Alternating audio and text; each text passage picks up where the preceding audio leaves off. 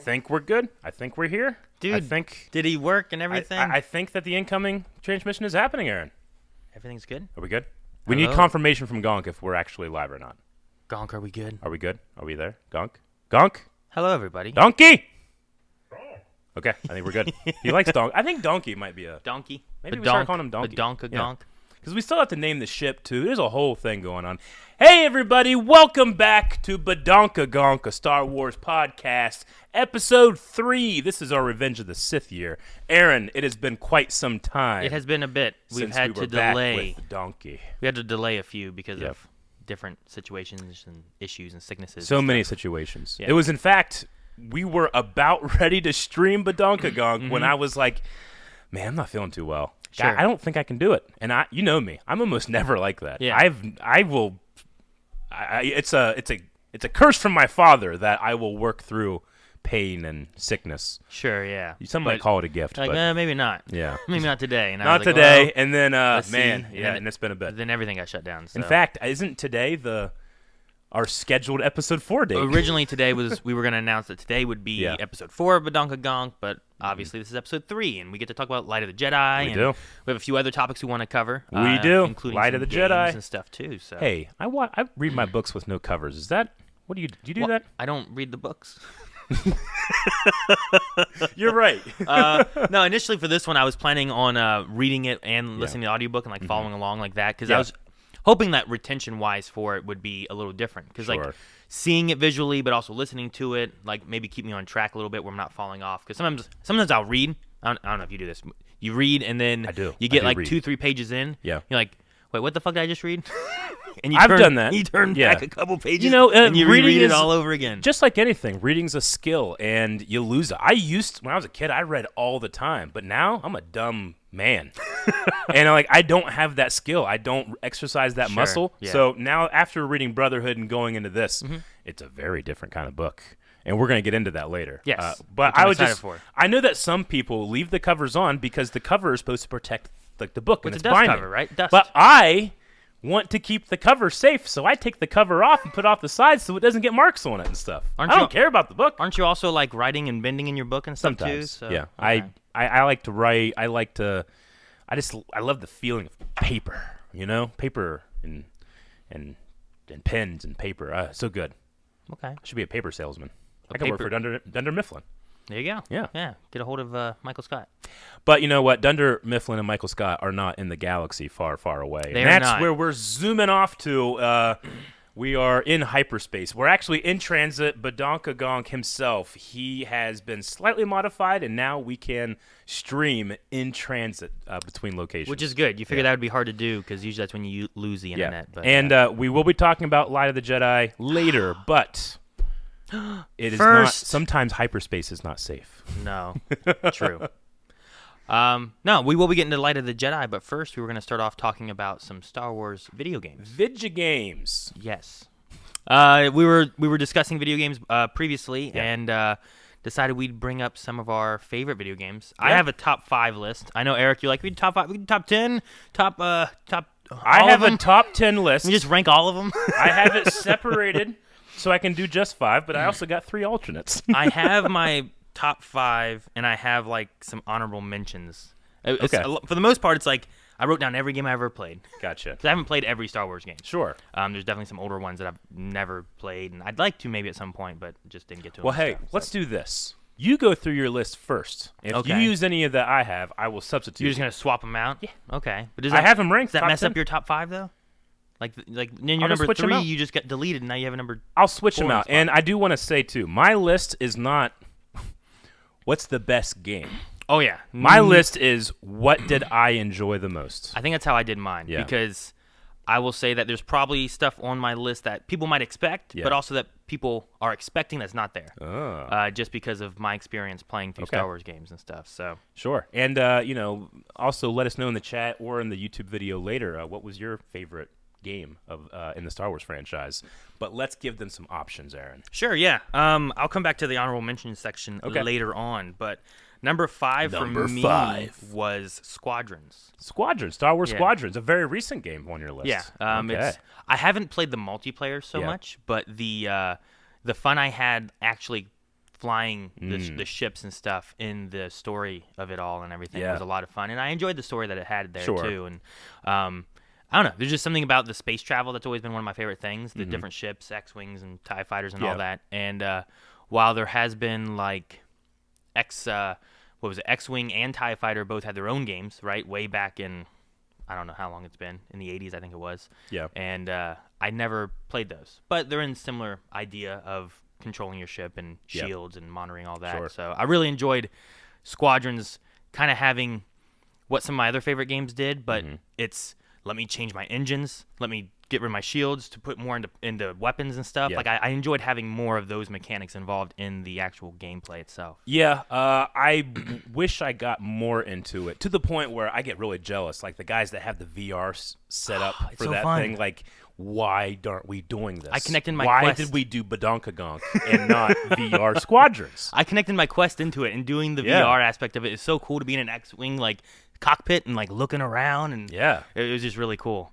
Yeah, So. we need like a permanent setup just somewhere in the studio where I just have a couple minutes I can go play Squadrons. Did you have a cockpit set up? Like an arcade game setup. That'd be sweet. I've seen the ones where it's like a race car and it moves with it and stuff too. Like that'd be really cool to have like a cockpit for Squadrons. I mean, we got a Star Wars pinball right around the corner over here. Why don't we have Star Wars VR arcade setup? That seems simple. Sure. Yeah. I guess. So you want me to go to my next one then? Is that what we're doing? I would definitely say so. Also, guys, depending on how long these conversations go, we'll have a little bit of a Q&A segment at the very end of this. So get your questions in as well. Yes. Number 4. Number 4 for me was Battlefront 2. Battlefront 2. Yes. Oh, interesting. Okay. Battlefront 2, not okay. The transition there was a little weird. I think he's okay. Not 2 as in what 2017 I think it was. Or You're talking the old Battlefront. The original Battlefront Morrison 2. Battlefront 2. Yes. My favorite thing about that game was that it had the galactic battles. Yeah. Conquest. It had the conquest, but there was a space battle aspect where you would have like one like a Star Destroyer and then like a rebel like cruiser too, and they would battle each other, and you could dogfight. Yeah. You could land inside. Landing the ships was the best. You could take out all the systems inside and everything. Like that was one of my favorite things, and I played that so much. And it was probably because of the space combat. Yeah. But I loved how creative you could be, where it's like, well, let's dogfight, take out the engines from the outside, but I can go inside, take out the shield generators and stuff, rather than having to shoot things outside. And it was just cool to have both aspects there, and I like that one a lot. Yeah. But also, it had a lot with like its story, galactic conquest kind of thing, where you could like just take over or protect the galaxy. Yeah, you had. I mean, the storyline had Tamira Morrison, the actor, actually giving these like monologues about clones out in the galaxy, and it's not canon anymore, but it's pretty great. When I think of Battlefront 2, the only thing negative really is that I get sad that we never got that Battlefront 3. Yeah, that was going to take everything that you loved and push it, and they were going to have a storyline of a Force-sensitive clone. That would have been so interesting. Fun. Yeah, he was going to use like a vibro sword or something like that. Oh, that'd be cool. So it's interesting. You haven't got anything on my list yet, and a lot of my list is Legends. See, I didn't think I would get too much on your list, honestly. I don't think so. I think there's one. I think I have one game on my list that's on your list. Okay. And it's my number 3. Number 3. Which is Jedi Fallen Order. Jedi Fallen Order is not my number 3. Not your number 3, but it's on my list. On your list, right? Yes. No, it's my number 5. I already had one canon game, which was Squadrons, but Jedi Fallen Order is another canon game that I think introduced a really cool character. It was in that kind of Dark Souls type of game, but not as hard as that too. But I don't know, the mechanics of it, learning your powers, having information of like Order 66 and whatever else of like you're this Jedi who lived through that, and here's what you got to do. It was really cool, and it added more into the time frame of like rebels and Inquisitors and all that kind of stuff. And I really enjoyed the story. I enjoyed the characters, and I enjoyed the gameplay for it. The drama. I like the drama in that one. It's definitely on my list. I love, separately from just Star Wars, I love what it did for gaming in general, where everybody was going off into these more multiplayer loot box type of thing. And Respawn, I believe, is the name of the company that created it, right? Respawn Entertainment. For Fallen Order? Yeah, I think so.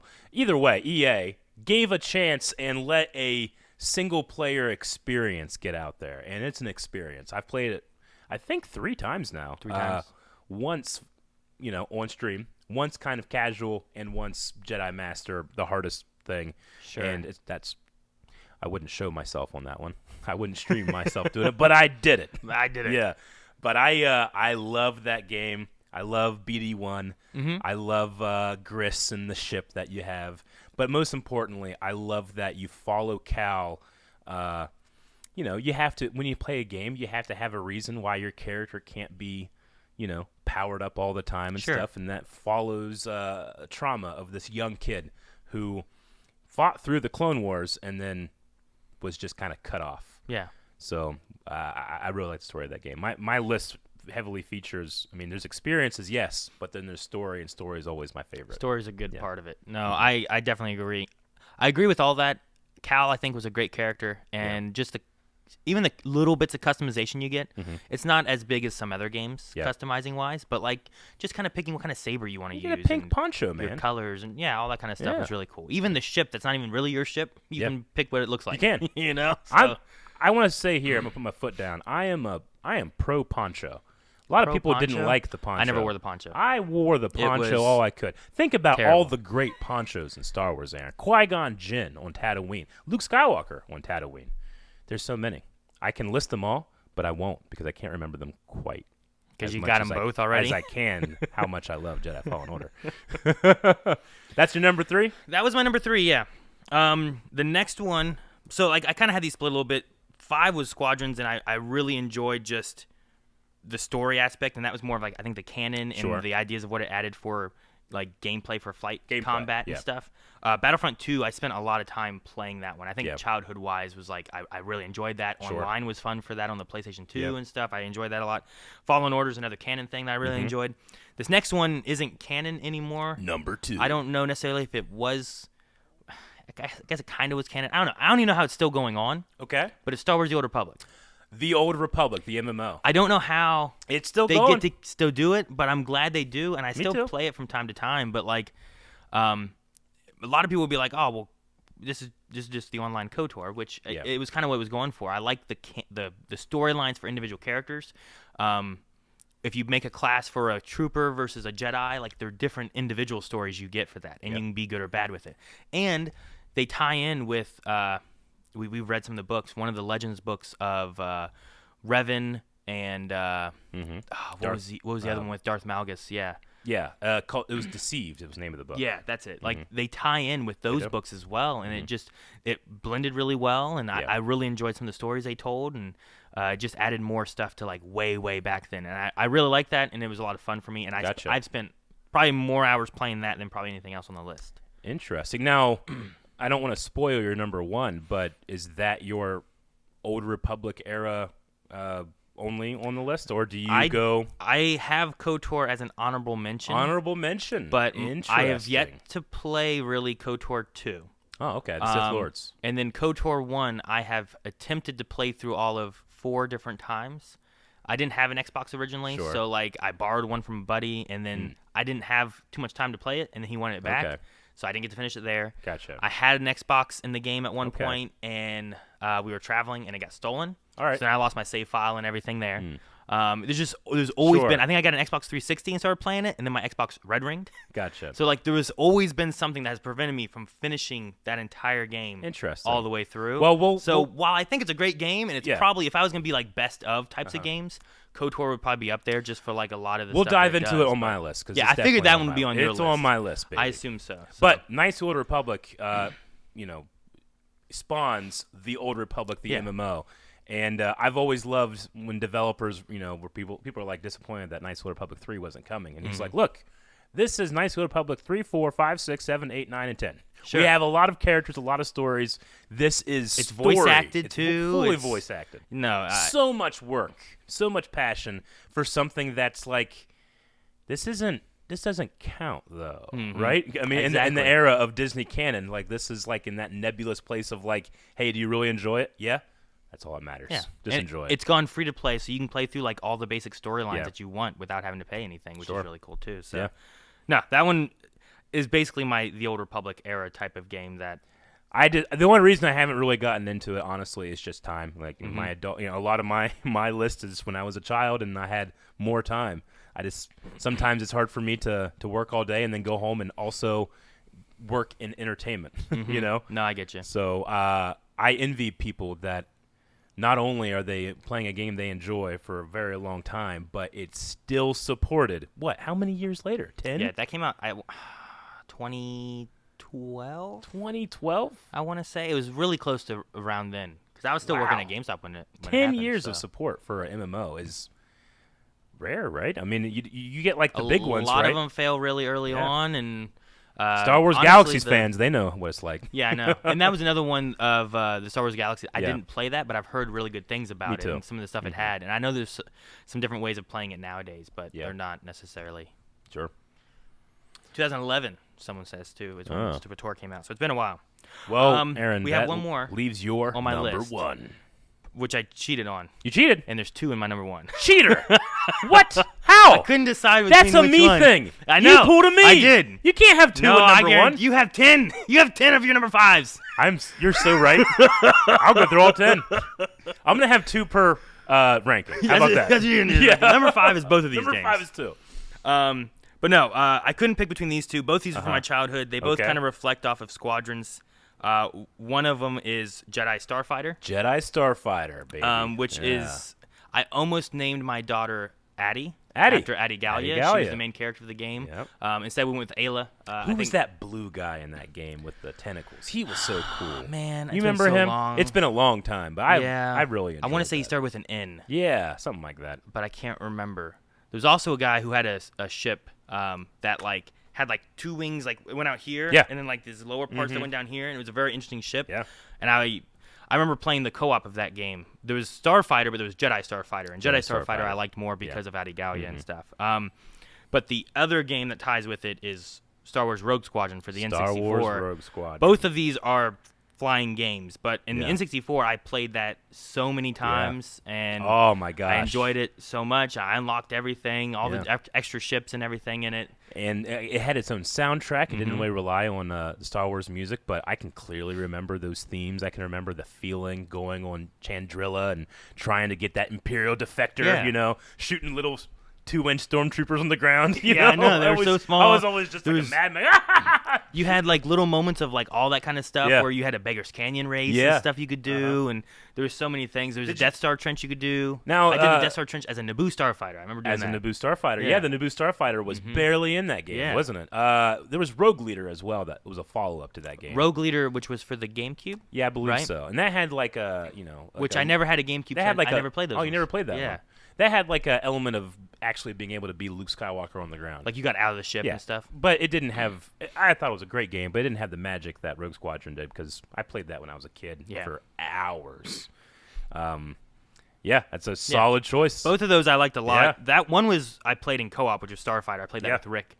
And it had a really good story. That was all just storyline. But Rogue Squadron, I don't know. Something about it just gelled really well with me. Yeah. So those were the top 2. And out of these, most of them also have flight combat stuff that I'm like, you know what? I liked Battlefront 2's combat with that, Squadrons, Jedi Starfighter, so a lot of flying. A lot of flying. Well, I'll tell you what, you so far haven't really made much of a dent in I didn't figure I would. So I'm interested in your honorable mentions. The Kyle Katarn games and stuff, like I didn't really play any of those, so I figured those would be on yours. KOTOR was kind of a hit and miss for me, where like I really enjoyed it, but I never got there. My honorable mentions, like what I played at KOTOR I really liked, but I think part of me, when thinking of my favorite Star Wars games, was just like I attempted it so many times that it is also a little tainted, which is why I'm really looking forward to the KOTOR remake coming out, because then I can just sit down. I can't imagine anything happening where I can't play through it for some reason. Yeah, and I should be able to enjoy that. Like it's your job. You better do it. I also had Force Unleashed on. Honorable mentions on my list. Which 1 and 2 both were really good. I wish they could have done a 3, but it is what it is. Number 2, only tainted by its production problems in terms of how short that game is. And I feel like number 2 also kind of rolled back a little bit on like enemy like design. Maybe not so much design. Enemy, what's the right word? There's not many different versions of enemies. Oh, right? Okay. So they're just too similar. Yeah, like there was a less. Yeah, they were too similar. But I have Force Unleashed on my list, so sure. I'll get to it. We'll talk about that one more. I don't think you have this one, Battlefront 2, which was the newer one. The new one. And mainly that one was because I enjoyed the story campaign that they put into that one, even though it wasn't super long. Yeah. They didn't have any of that in the first one. Okay. And I enjoyed having that. And Ida, dang it, I'm trying to remember her name. Start with an I, like Idna or Inda. I don't remember. But she was part of what was it, Infernal Squadron? Inferno. Yeah. Infernal. I have her name on the tip It's of my right there. tongue. Someone's gonna say Eden. Iden Versa. Iden. There we go. I didn't look. I looked. Versio. Shit. I should have looked. I was very close to what it was, and I'm just like, it's right Yeah. there, and I can't quite get Inferno it. But Squadron. Yes. I enjoyed Inferno Squadron and her story and everything. Yeah. And I was glad they added that in Me there, too. but I enjoyed that mainly for what they did, and also at least they changed around how they were running their game as a whole for pay to win and stuff. There's also a fantastic level of Luke Skywalker in there that I think is pretty magical to play through the first time. It was a lot of fun. Yep. And the last two I had, one was Super Star Wars. I don't know if you ever played the Super Nintendo. Yeah, Super Nintendo, Super Star Wars. Sure, yeah. I played that when I was younger. Enjoyed those a lot. Like spinning Luke Skywalker with lightsabers and stuff was a lot of fun. I rented that game from IGA when I was a kid. Okay. IGA used to have Super Nintendo I remember games them ever to doing rent. renting. Yeah, the Warren's IGA on Okay. Route 60. They used to, I would get the Animaniacs game, and I would get Super Star Wars. And every week we would go, I would just pretty much just get it again. So no one could ever play Super Star Wars but me. Because you kept taking it. Yes. But I was also an age that I wasn't obsessed with getting through a game. I just loved playing it. So I would play the first level 50 times. Is the one, I don't know which one it was, but there was a land speeder where you were jumping on the sand trying to get missing rocks. I remember great that. Stuff. And then the last one I had is not really a Star Wars game, but kinda in a way. Interesting. Soul Calibur 4. Oh, I wanted to guess, but I never would have got it. But yeah, Yoda and Starkiller. Yeah, both and appear. Darth Vader was And in. Vader. It was depending on what you played on. I think who you had in it. I think PlayStation had Yoda and Xbox had Vader or something, but they both got Starkiller. Yeah, I think. Yeah, you're right. But it was just cool to have those characters involved in that Soul happened Calibur. with Link from Legend of in Zelda the GameCube as well. one. Yeah. Yeah. So I just thought I'd mention that as being something I thought was That's really a good fun for honorable Star Wars mention. and stuff. So. Yeah. All right. Well, I'm gonna go through my list. I'm gonna go through kind of quick because you mentioned some stuff, but I'm just gonna go from 10. Aaron, you got From to 10. cheat. You got to cheat. See, I'm gonna I added cheat. one extra, and then you asked for my. That's why you asked for my honorable mentions, huh? Number 10. My number 10 is Star Wars Episode 3: Revenge of the Sith. Okay. In terms of a movie tie-in game, there is Revenge of the Sith, and then there's The Lord of the Rings: Two Towers and Return of the King. They are the top echelon of tie-in games for me. Okay. Revenge of the Sith, they went to Nick Gillard, the choreographer, the sword master choreographer of the prequels. They went and a lot of it's motion captured. A lot of it is just expanding that movie. But I can't tell you just how much fun you have playing Anakin Skywalker going through the Jedi Temple and boss battle with Sindralig. It's just so cool that the guy that came up with these moves for the movies is a boss in the game. I've always loved that. And then that game is just you can see a lot of specifically Hayden Christensen's personality in the movements because he was a gamer at that point. Okay. So he went up to these developers and he's like, okay, so I want this to be my idle stance. And they look at him and they're like, okay. And he's like, and I want this to be my, my soft attack and this to be my heavy attack. And they would be like, okay. And then the guy's like, so I had completely different ideas, but I can't say no to Hayden Christensen. So they just put those movements in there. make those that. So there's some kind of stuff in there where it's like, I never remember Anakin coming at people like this with his saber straight down, right? And using it as his guard stance. But Hayden Christensen wanted it, so you gave it to him. So they did it. Yeah. Interesting. Okay. Yeah. That's pretty So cool. I've never my played that one. It's a fantastic game. I hope people can go back and watch. I don't know how they can go back and play it. But at the very least, PS2 there's or some something, really I cool think, right? cutscenes. There's also an alternate ending where Anakin wins the fight. So really cool. No, I think I played at one point an Episode 1 game. Yeah. But I never played the Episode 3 game. I got Episode 1 Jedi Power Battles as an alternate on here. Don't think that was it. Is that not the one? There's a lot of Episode 1 stuff. Yeah, I feel like I went through the movie of Episode 1 in the Episode 1 game or something. So, but it also wasn't the there was an Obi-Wan Kenobi game. There was too. on the Xbox. Yeah, I never played that either. Me either. I'm jumping in. Number 9. This is Star Wars Bounty Hunter. That's another one I never played. It was on the GameCube originally, I think. It was awesome. Zam Wessel as a supporting character. Okay.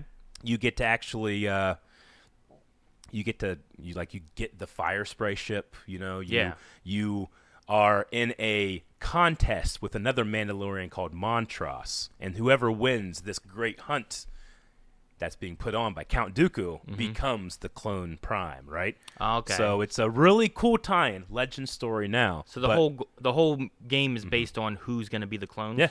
Yeah. Really fun gameplay, exciting, being able to utilize a jetpack in a game. Yeah, that's cool.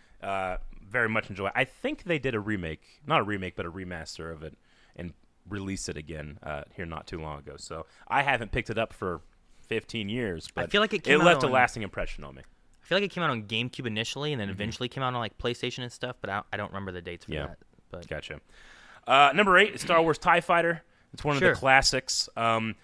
Even though it's not necessarily something that I played when I was younger, I kind of like, when I decided that I wanted to just absorb Star Wars more, one of the things I did was, okay, what are like the best games that ever came out, and actually go look up. So this is on my list, not because it's necessarily something that I personally loved, but because it's that good as a video game. So Gotcha. I'm throwing TIE Fighter on there for people that are fans of that game. So have you played it at all? Yes, I have played the game. It's very, very fun.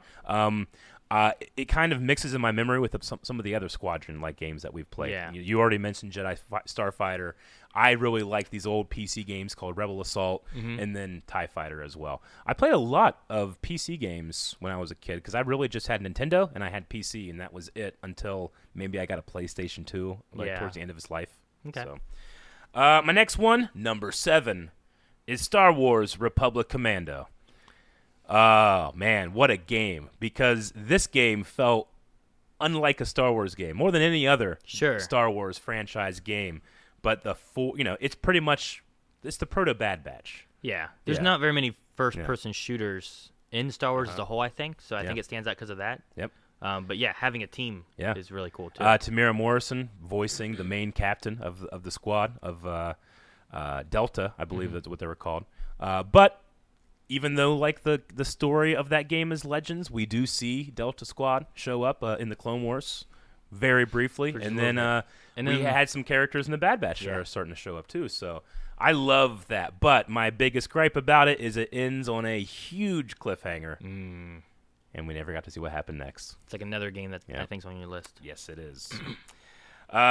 My number 6 is Star Wars Rogue Squadron. We've already covered Rogue Squadron, but a good one. Again, like just so many memories of the Battle of Hoth and all that stuff. You're always taking down AT-ATs or flying through the Death Star and all that stuff, and it was always so much fun. Yeah. It was like the first time being able to do that for me as a kid. I know. I'm like, I get to do this. And the feeling of being part of a squadron. Yeah. Right? Like, Jedi Starfighter, you are with other Starfighters, but you kind of feel like it's more Star Fox, whereas much as I like Star Fox, sometimes the other characters, I personally don't feel like I'm part of a squadron as opposed to being told a story. But in Rogue Squadron, I feel like I'm Luke, who's leading the squadron, who's newly the lead of these group of rebels, and that's a really special game for me. Number 5 is Jedi Fallen Order. We already covered that. So I'm moving on to number 4, Star Wars Shadows of the Empire for the Nintendo 64. Shadows of the Empire was so good. I had so much fun with that. I think it's my first real Star Wars game. I had played games before that were Star Wars, but this was the one that like hooked me. Dash Rendar. It's the Battle of Hoth in that game. It opens the game. It's still, for me, for my money, it's the best Battle of Hoth. I know that there's other stuff that came later that looks better, but that feeling of playing that first level and then going into Echo Base and fighting off Wampas and just learning about the story. I played that when I was a kid, and then it was years later that I discovered that game was actually part of a multimedia campaign. Yeah. So it had a book, it had comic books, and it had a video game. And each segment, much like the High Republic, each segment had a different medium that it was telling different stories. Yeah. It wasn't the same perspective of Dash Rendar. You had like Boba Fett over here. You had Boba Fett. You had the train level, and you fought IG-88 at the end of it. You go into the sewers, and there's Dianogas coming at you. And it brought in Prince Xizor. Prince Xizor, yeah. Which was, I mean, he was only really a Legends character, but he was an interesting character. Yeah. And, It's the first time I remember anything Falleen being around. Yeah, I mean, it was in made Star Wars, for that. You know? I always some people call him Shizor. There's Xizor, Exzior. I don't know. I've heard it a million times because most people just read it in a book or on the 64. Well, on that, it was all text, right? Yeah. I don't think there's much voice work in there. I don't remember who. If there was voice work, I don't remember them really saying it. So I just remember Dash Rendar's like when he get hurt. Sure. And then flash red. Also, that game had a 2 different endings depending on what difficulty you played it on. Yeah. Right? Like there was what happened here, and then there's the true ending, but you got to beat it on hard. Yeah. I even like the space combat in that. At the end when you're going for the skyhook. I want to say yes. Yeah. But I hate that ship. I hate the Outlander. The Outrider. Right? The Outrider. I hate the Outrider. It's Falcon is already cockpit is very off to the right of the whole ship. The X-wing is perfect. Yeah. Because it's in the middle of everything it has, so it's always the same distance everywhere. But Dash's ship is you have the cockpit here, and then the rest of the ship is way over here. Yeah. And as you're flying, you just run into shit over here. Motherfucker, do you drive in the middle of your car? No, but it's you're not. off to the side. You know how wide that is? That's why we do it. Do you know how wide that is? It's a freighter. He knows what he's doing. So wide. But no, it was hard to fly. The YT 1200, I think, is what the name of that. We did get that ship in Clone Wars with Iron Squadron. So even though Dash and I still have hope that Dash may one day wander back into canon, we at least have that ship, Aaron. Yeah, but when you do the Death Star trench part of that game, whenever you're in third person on the ship, it doesn't put your camera over here. Yeah. It puts it in the middle of the ship. Yeah. When you go in the cockpit, it puts you way over here. Yeah. And whatever's over here Dash Rendar's better than you. That's what that means. All right. That's why that's why we blew up. For those of you that have been watching, there is a really cool docu-series on Disney Plus called Light and Magic about ILM. There is a segment, I thought of you and I thought of the Outrider. Joe Johnson, they were the Tantive 4 was going to be Han Solo's ship in Star Wars. Oh, the Tantive? Yeah. Oh, man. And then Lucas was like, nah.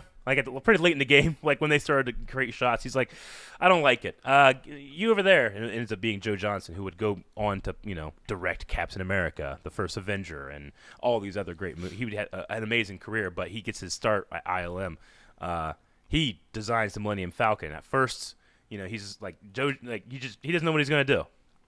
He has no idea it's going to be such an iconic ship. Sure, yeah. But he has a story of, I was at home, I was cooking dinner, I saw a plate, took another plate, put it on top of the plate. There's a shape.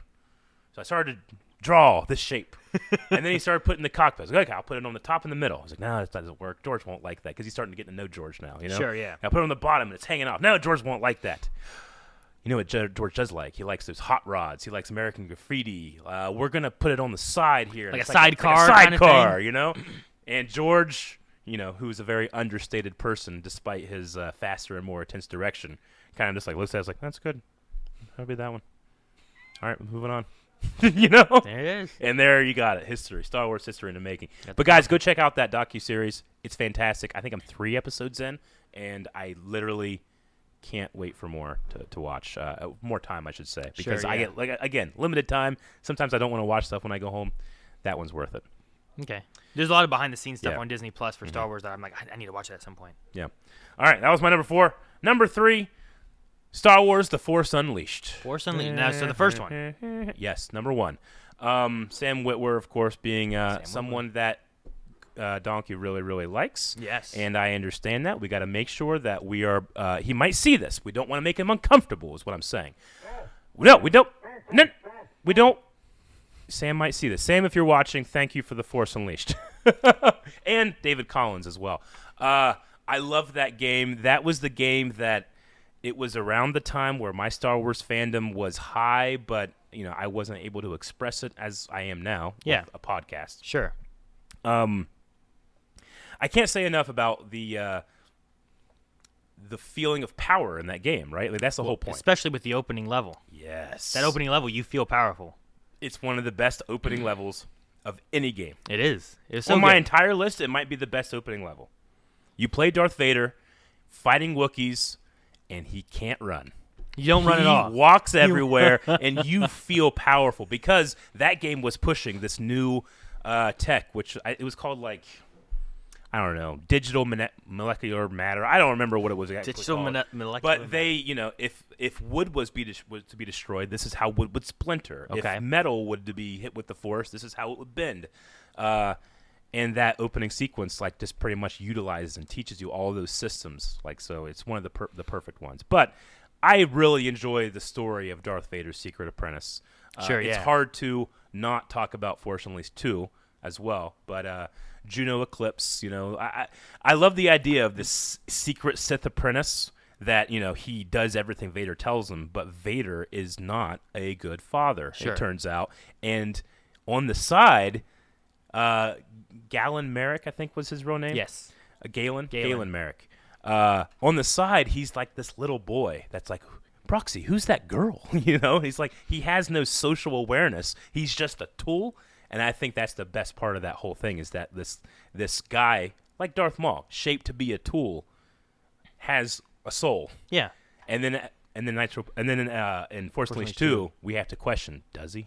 Yeah, that's so good. No, it does a good job with that character. And you mentioned him too, but I also really enjoyed Proxy. Proxy, and that was a really cool like training, but also like you could do anything with it. And it was really cool to have that addition. Voiced by David Collins. Yeah, so that was really cool too. And one of the cooler Legends Jedi, right? Yeah. Ram Koda, he was always uncomfortable with the idea of clones, so he has mercenary group like around him during Order 66, which is how he survives. Really cool idea. I always felt like he was the original inspiration for like something like Canon. Yeah. We have definitely like just like who that character was surviving Order 66 and kind of what becomes of them and stuff. And being blinded. Yeah, really just fits in really well with like whenever Canon came out, they reminded me of each other a lot. So, and kind of teaching someone who's like needs a mentor, just for Star Wars in general. And militia, Jedis that was the word I was looking for, not mercenary. Militia, sorry. Yeah.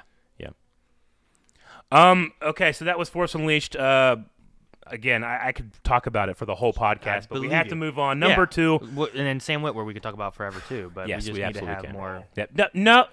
No. I have to move on to number 2. Number 2.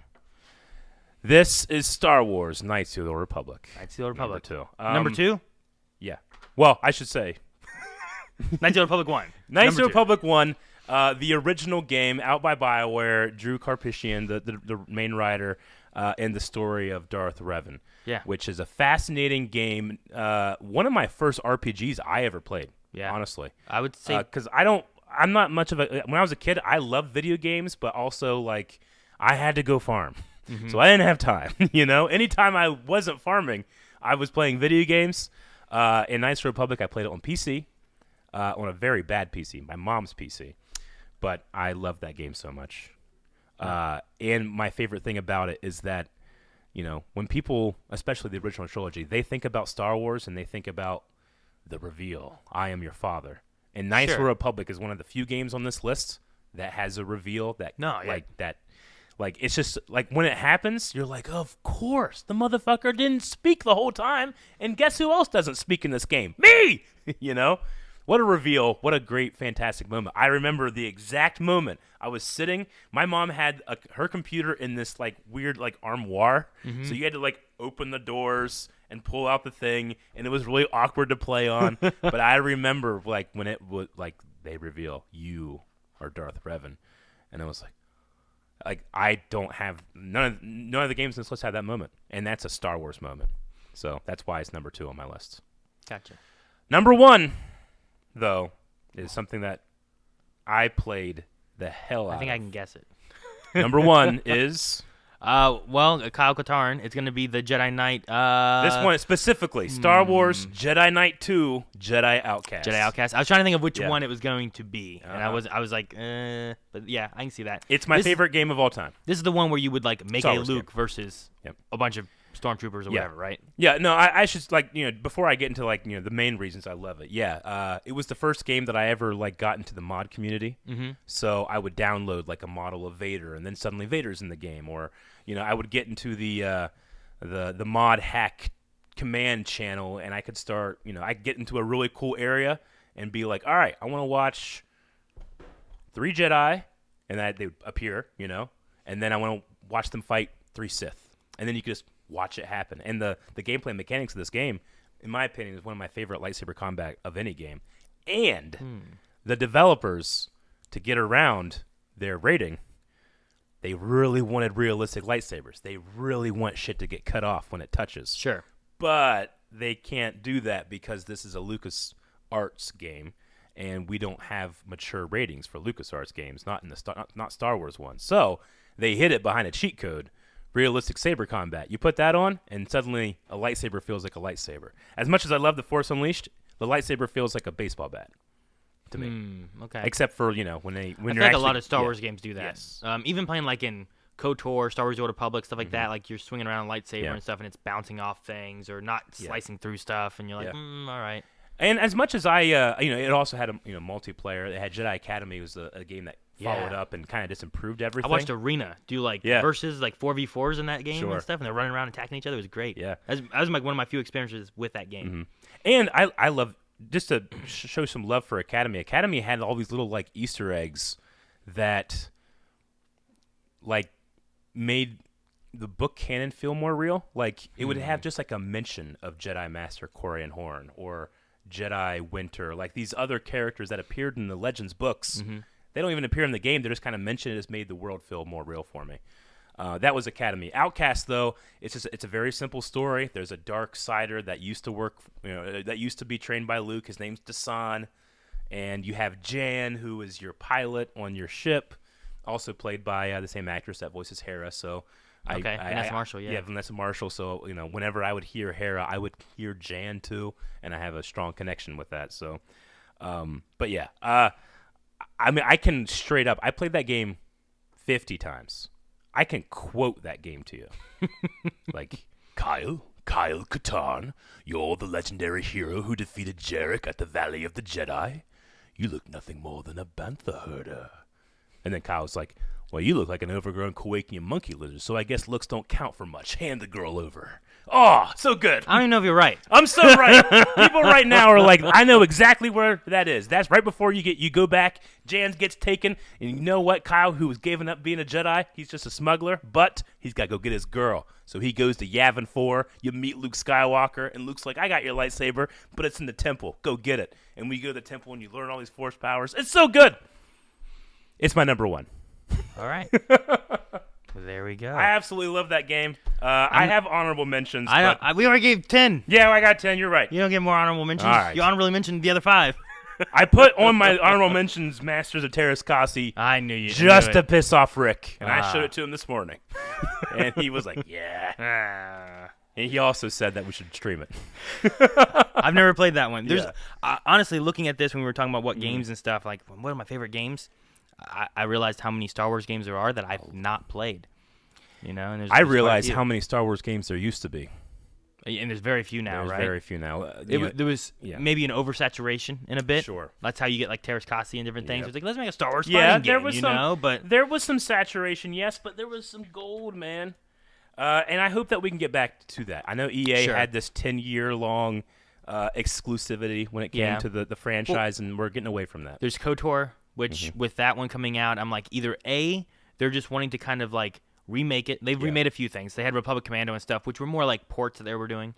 Even the Kyle Katarn games on the Switch and stuff. Yeah. But like either they're remaking KOTOR to do it as a cash grab of like, let's kind of bring this back and port it over and stuff. But with it being a remake, I'm really thinking it's going to be much more of a Final Fantasy VII type of remake, where they're really kind of revamping it and wanting to change things up to maybe make way for Old Republic stuff, which would be really cool. Because we've already started diving into High Republic, and with this not coming out until 2023, maybe we're laying some seeds for what if Revan can be somewhere either in High Republic or the Old Republic or whatever we want to do. Now, I'm guessing you haven't heard the KOTOR news.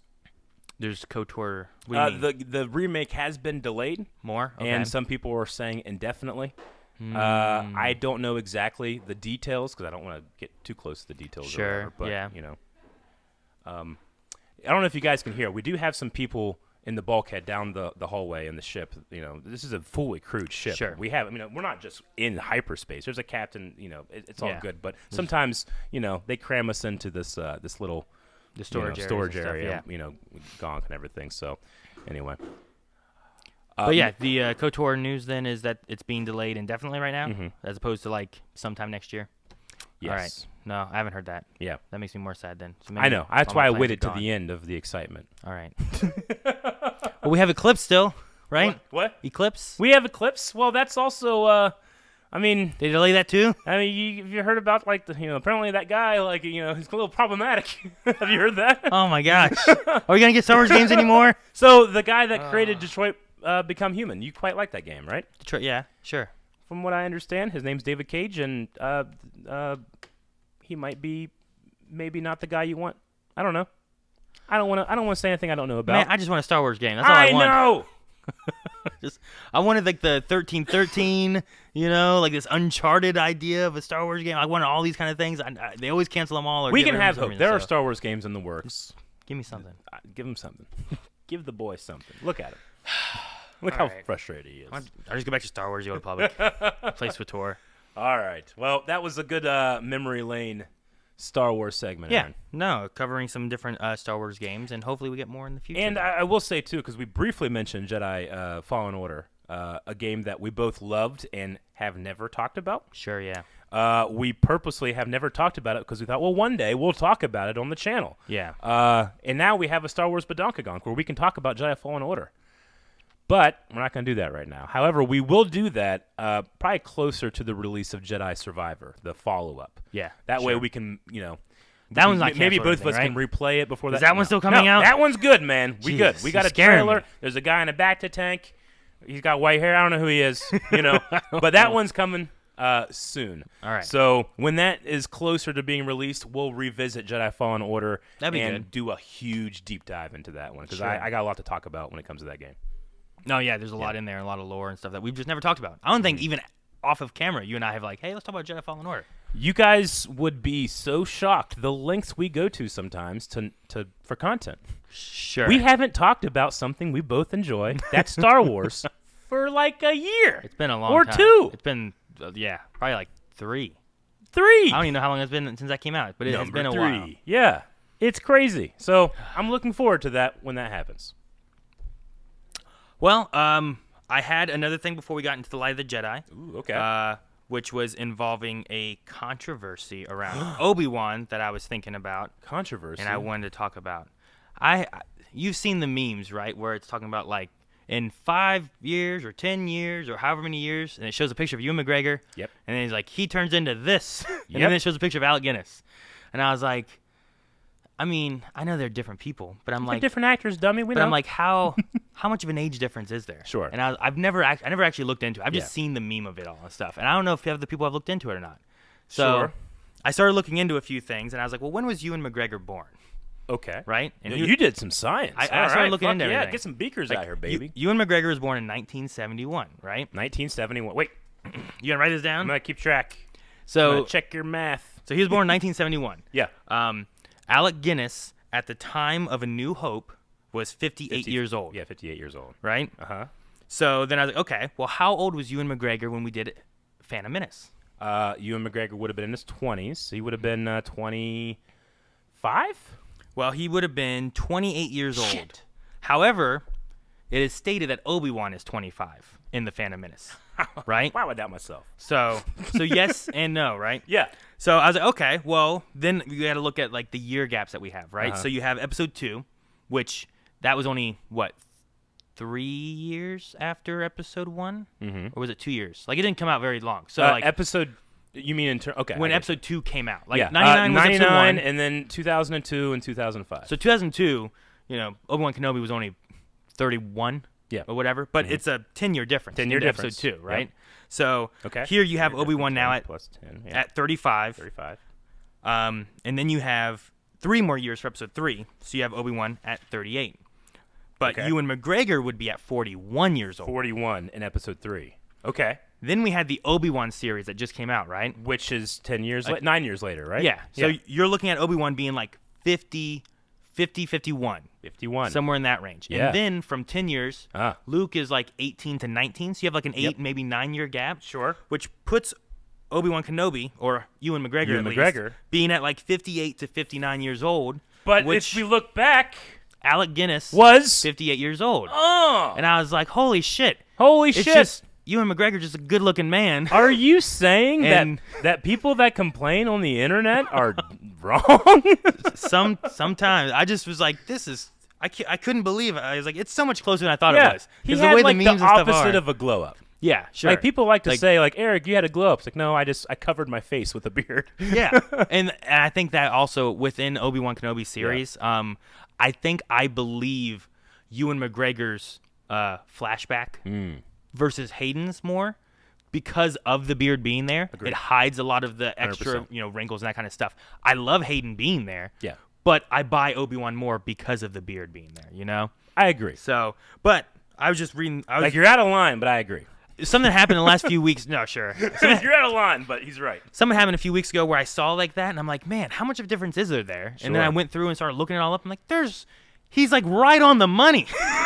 And I was so surprised. There's a certain element of Star Wars fan, and I have to admit, there's a little bit of this in me. Sure. That's obsessed with canon. Obsessed. Mm-hmm. And if shit doesn't fit perfectly, then Disney's fucking it up, As if George Lucas didn't fuck up shit all the time, right? Dude, George Lucas didn't give a shit. Why do you give a shit so much? Like, I don't get me wrong, I love the canon. This is why I'm jumping into the Light of the Jedi. This is why I want to use Badonkagonk and expand our fandom, right? Sure. But when shit doesn't fit like a Lego piece, it's not a big deal. We're playing Jenga. We're not playing Legos. Yeah.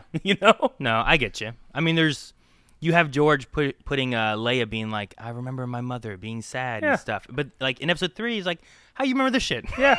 where are you bringing this from? Yeah, exactly. So there's some aspects where you're like, I don't know how that works, but whatever. I'll go with it. The Force. You just explain it away like that. There is a sense of people complaining, I think, on things that sometimes don't need to be complained. When I was speaking of Obi-Wan II having controversy, there's been a book recently that we haven't gotten to. I think it's a young adult book. We'll get there. And within the book, there's a group of friends that Obi-Wan comes across. Okay. And they all they have like non-binary, and I think one of them is a gay guy. Okay. And it entertains the thought of Obi-Wan, like what his feelings are.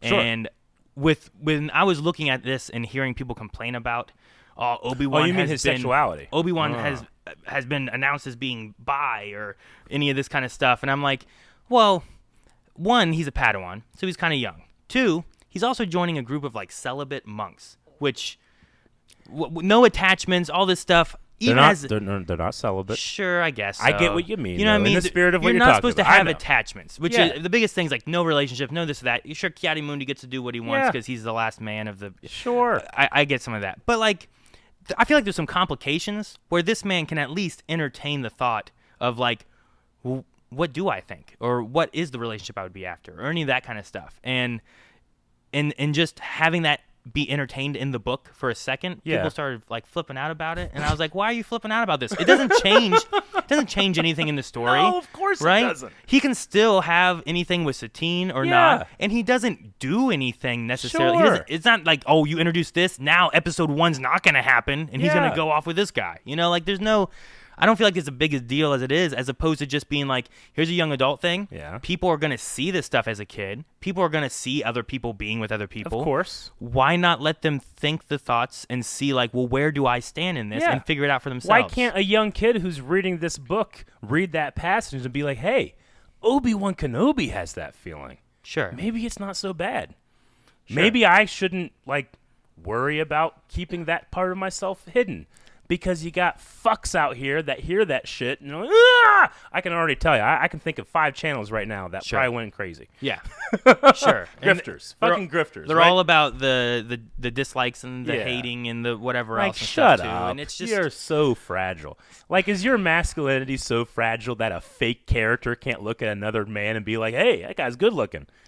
Like, what's wrong with you? It's a weird thing. What an adolescent little boy feeling to have. Yeah. I know sometimes I come down hard on little boys and their feelings, but whenever you see men have those feelings, you just want to roll your eyes. But that's also just a part of the fandom, and you don't want to tell people what to think, but you can condemn what they think. Sure. Yeah. So, oh my God. Anyway, I just thought that's crazy. The entertaining the idea. I was like, I don't think it's as big a deal as people are making. I don't think it ruins anything in the Star Wars, and I think at the very least, it's just giving some representation at the very least Absolutely. of just like people have these thoughts. Whether what they do with these thoughts is up to them, because that's what they're just like. You got to find stuff out for yourself. You got to figure yourself out, and you're like, here's what society says, and here's what I think, and where do I stand? And that probably everyone goes through that. Why can't Obi-Wan go through that? Yeah, exactly.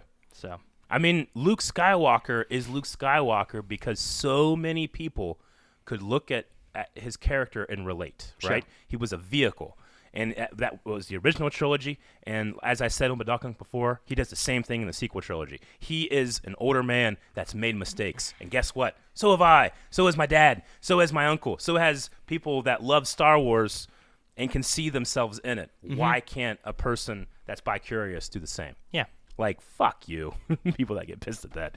Like, we need to get into this YouTube boxing match or something like that. Maybe at some point. My toxic masculinity makes me want to, like, hurt someone for daring to, I shouldn't say daring, but for being upset at something like that. Sure. So I got to work on myself, too. But, that was my thoughts and talks about Obi-Wan. There's a great I guess first-time chat that says the man has bi in his name twice.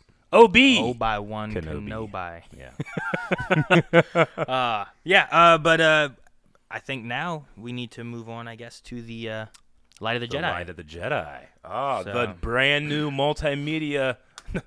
I'm such an idiot. It's not brand new. been The out for, late like- to the party Badonkagonk feature of Yeah. of the High Republic. It's been out for, what, a year and a half or something? has. It's been a little while. It's been a bit. They're already on phase 2, Aaron, and we Oh. barely scratched the surface of phase 1. You're right. So we should also put out a little disclaimer. This podcast was supposed to be out a month ago. Yes, it was. And it's been a month since I've read it. Mhm. And there's a lot of new characters. There's a There lot of stuff. So is a I lot. have a cheat sheet. I'm going to try. But if we forget a name or even a whole chapter, it's just going to happen. Sure, yeah. yeah. I'm hoping to not get too much wrong, and Yeah. I guarantee I'm going to forget names and stuff. Because I will say this one, as opposed to the last book we did, which was Brotherhood, this one I feel like was harder for me to get into. Very different. Because I relate it more to, like, if you the first time reading Game of Thrones, Yep. especially if you haven't seen the show or anything, right? There's so many characters. There's a world that you're kind of learning, because this is a long time before episode 1, so, like, what is this galaxy About like? 200 years, yeah. Who are these characters? And I'm trying to, like, almost put faces to them and stuff, I get exactly what you mean. And it was tricky for me to be like, whereas Obi-Wan Kenobi and Anakin Skywalker, I have pictures in my head of what they're looking like, what they're sounding like. You also have an idea of the character, like, you know what they love. You know what they hate. You know what they fight for. You know where they end up.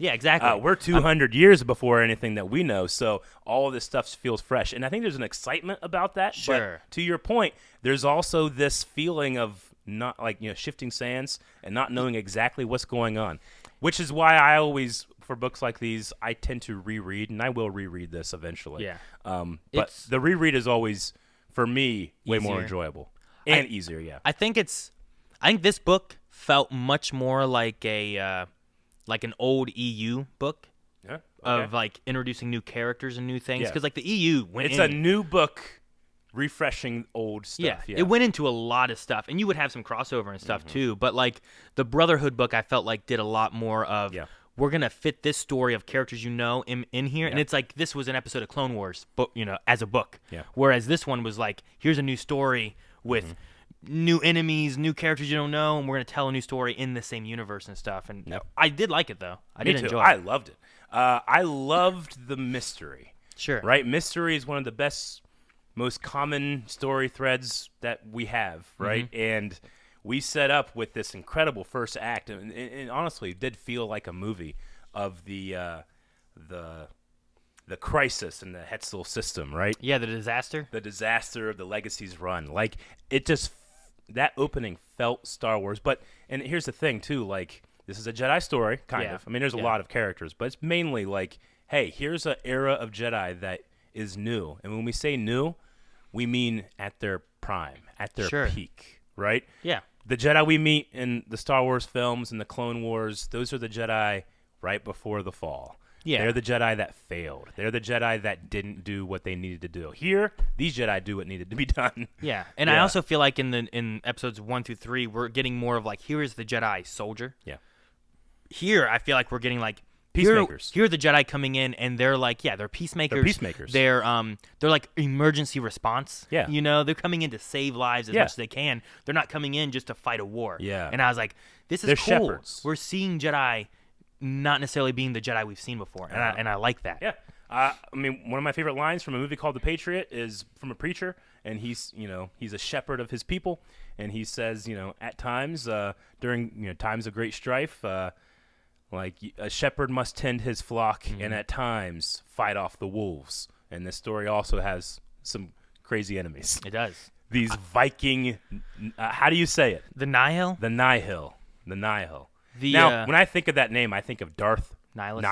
Nihil. No, Nihilus is from KOTOR 2. Mm-hmm. Darth Nihil is one of the Star Wars Legacy characters, which was a comic book with Cade Skywalker fighting Darth Krayt, and he had something called the One Sith. They weren't a rule of 2; they were a rule of 1. They were they all considered themselves like the hive same mind-ish Sith, in a way, or and something. there was a character that had this big, long, lance-like lightsaber, Sure. and he was Darth Nihil. So each time I came across Nihil, I kept thinking about that and getting distracted. So I kept thinking of Darth Nihilus. Darth Nihilus, yeah. And then I was also thinking about could this be a cult / group that have made themselves after that type of Sith name or something like that, or were they led by anything before? Yeah. So I had more questions as we were going through. I'm like, Nihil. Yeah, but I just kept I thinking love that. learning about him. That culture. What's his name? The name of the eye, Marchion. Marchion. Marchion. I had to rely on you. I think we have a picture of him actually at some point, Marchion Rowe. But the eye of the Nihil.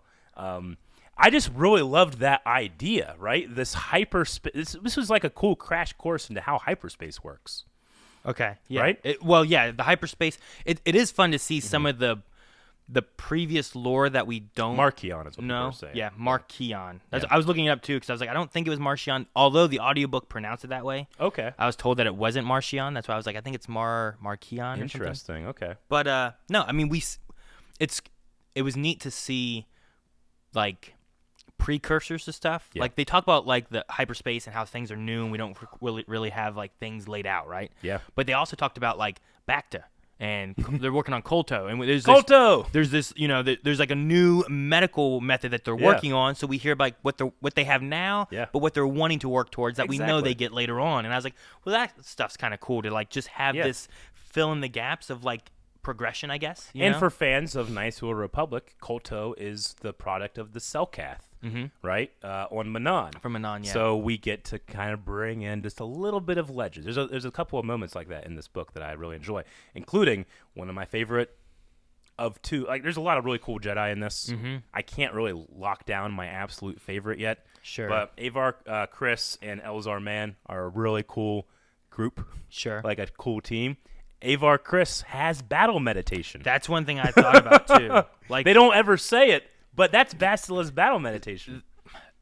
First off, the disaster thing, I wasn't expecting this book to be and here's Avar Chris too, laid out how it was. Yeah. And how important we had the one part, and I'm like, we are wrapping up this disaster. I should be almost done with this book now, right? And I looked at the time, and I'm only halfway done. Oh. And what's going on? I'm like, there's 3 parts? What? Yeah, the disaster's here. Yeah, the disaster this is the first a beginning chunk of it all. But I was like, just the way they wrapped that up and the way they used her battle meditation-ish. We'll just say battle meditation. That's exactly what it was. It's connecting all these Force users together. It's a network, they would call it. I loved how they talked about the one guy who started a report where the news across the galaxy was seeing this, and everyone started all the Jedi feeding their energy a spirit bomb to help push this thing out of the way so it didn't explode the entire amazing system and stuff. I was oh, it's so cool. It's both great because it makes you feel like the Jedi are huge in this era, right? They are,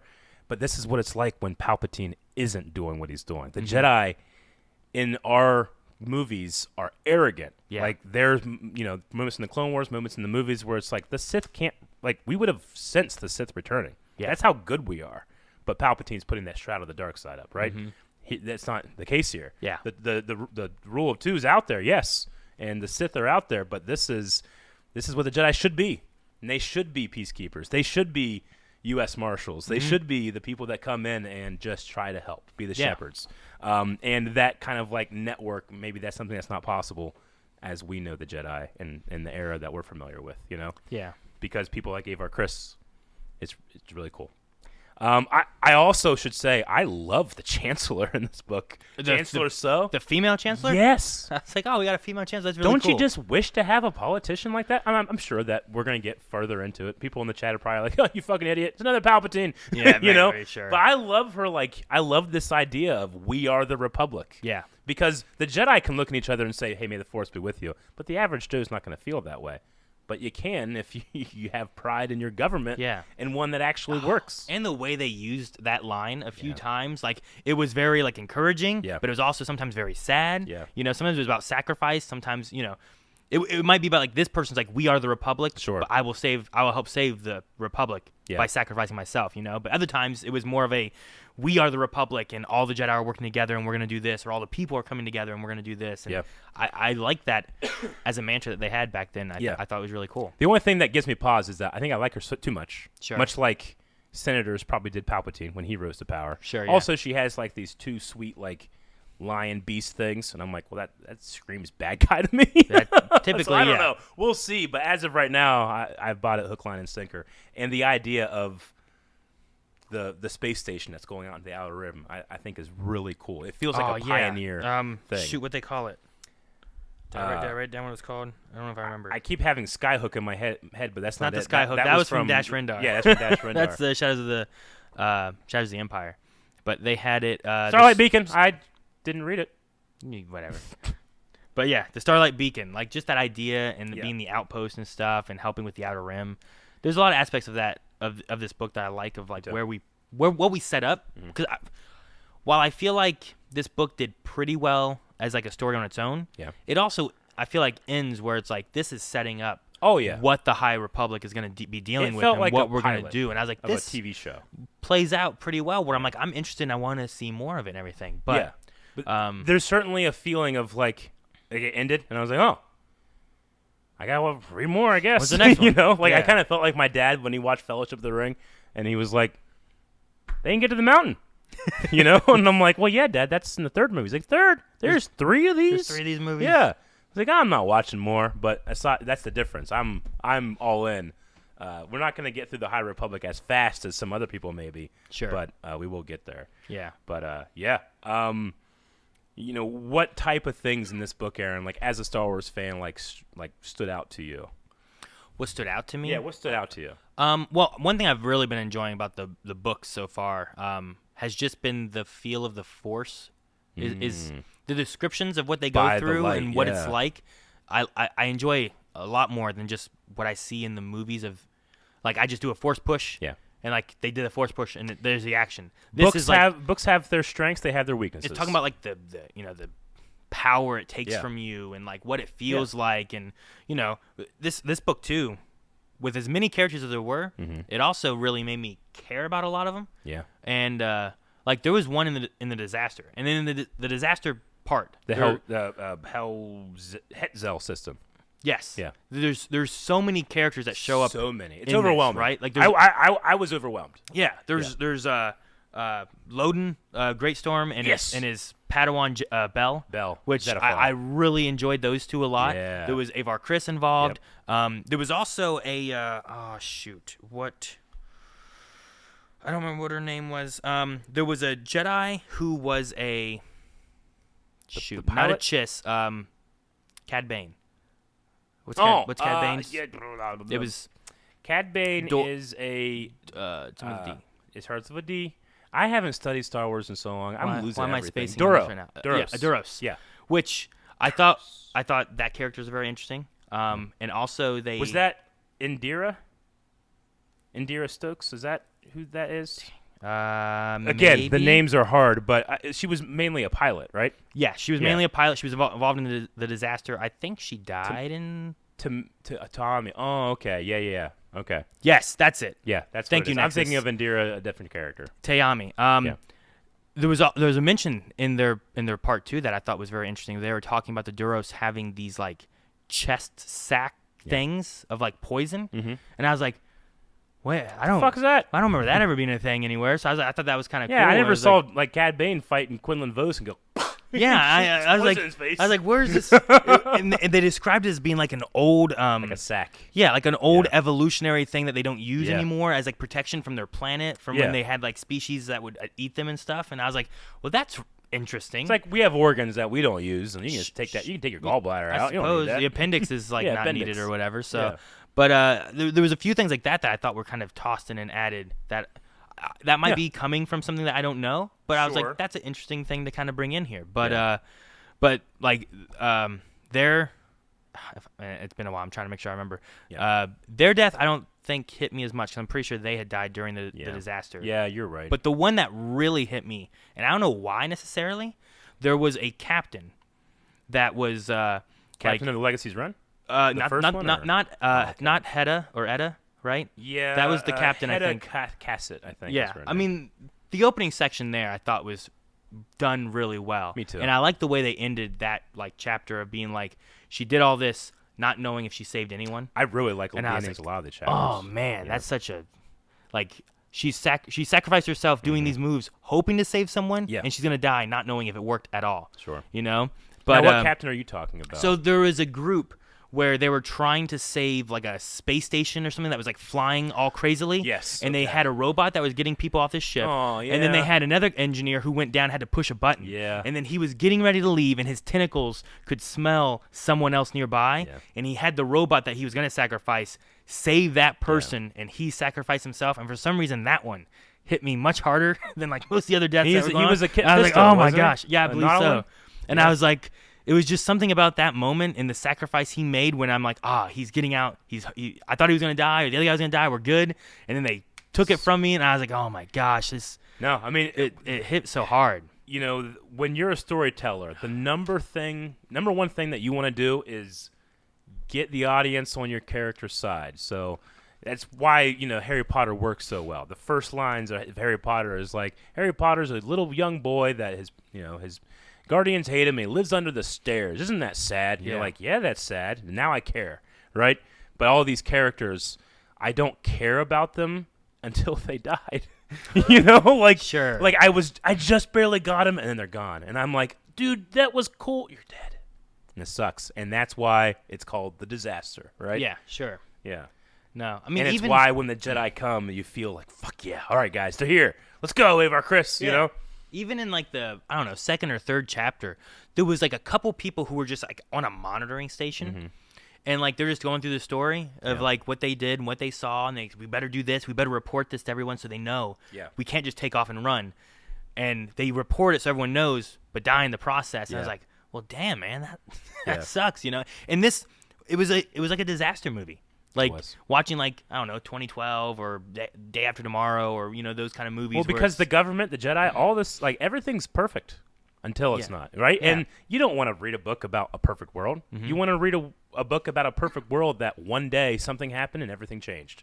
Yeah. So that's where we start this show. You know, this book. Yeah. But I agree. There's like a sense of bittersweetness where you're like, oh man, that was a great moment.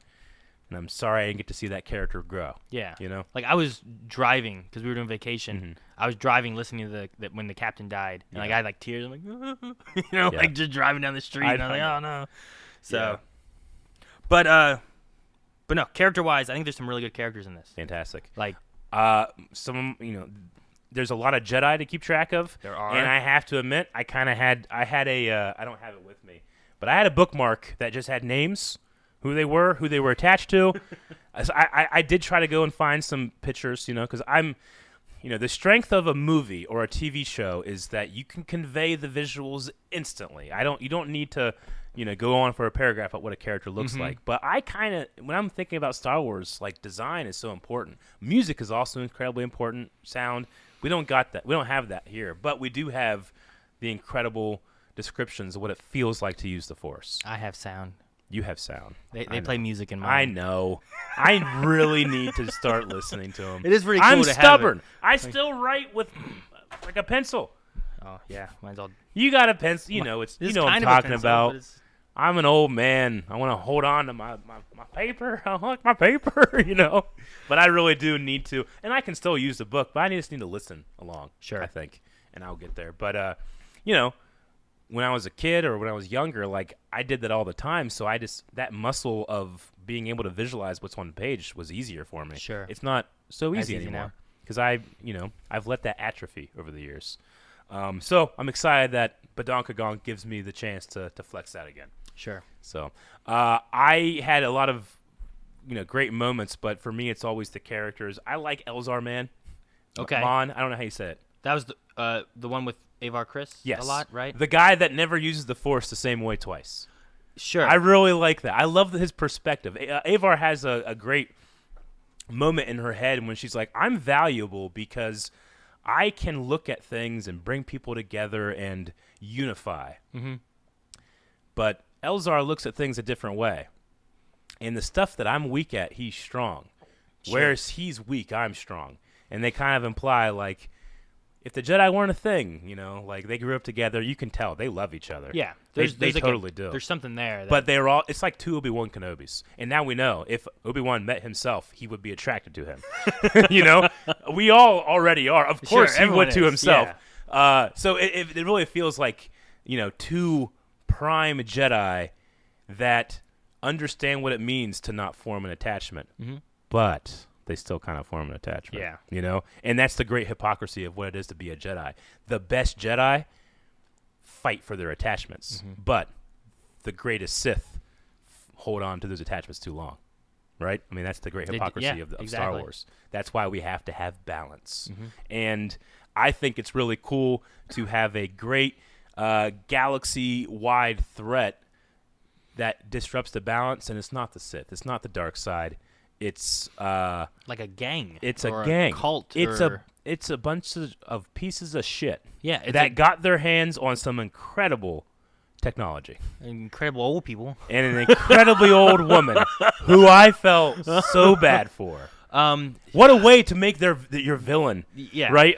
Marchion Rowe. Like when he's shocking this old lady in this pool and you're just hooking her up to life support and she with an incredible mind. Like, what a dick. And I just love immediately. I'm like, fuck this guy. Yeah. Great storytelling. Well, and he had that, Marchion had that Palpatine-ish setup with like all of his plans of what he wanted to do to where he ends up on top. And it's like, now they are appeased.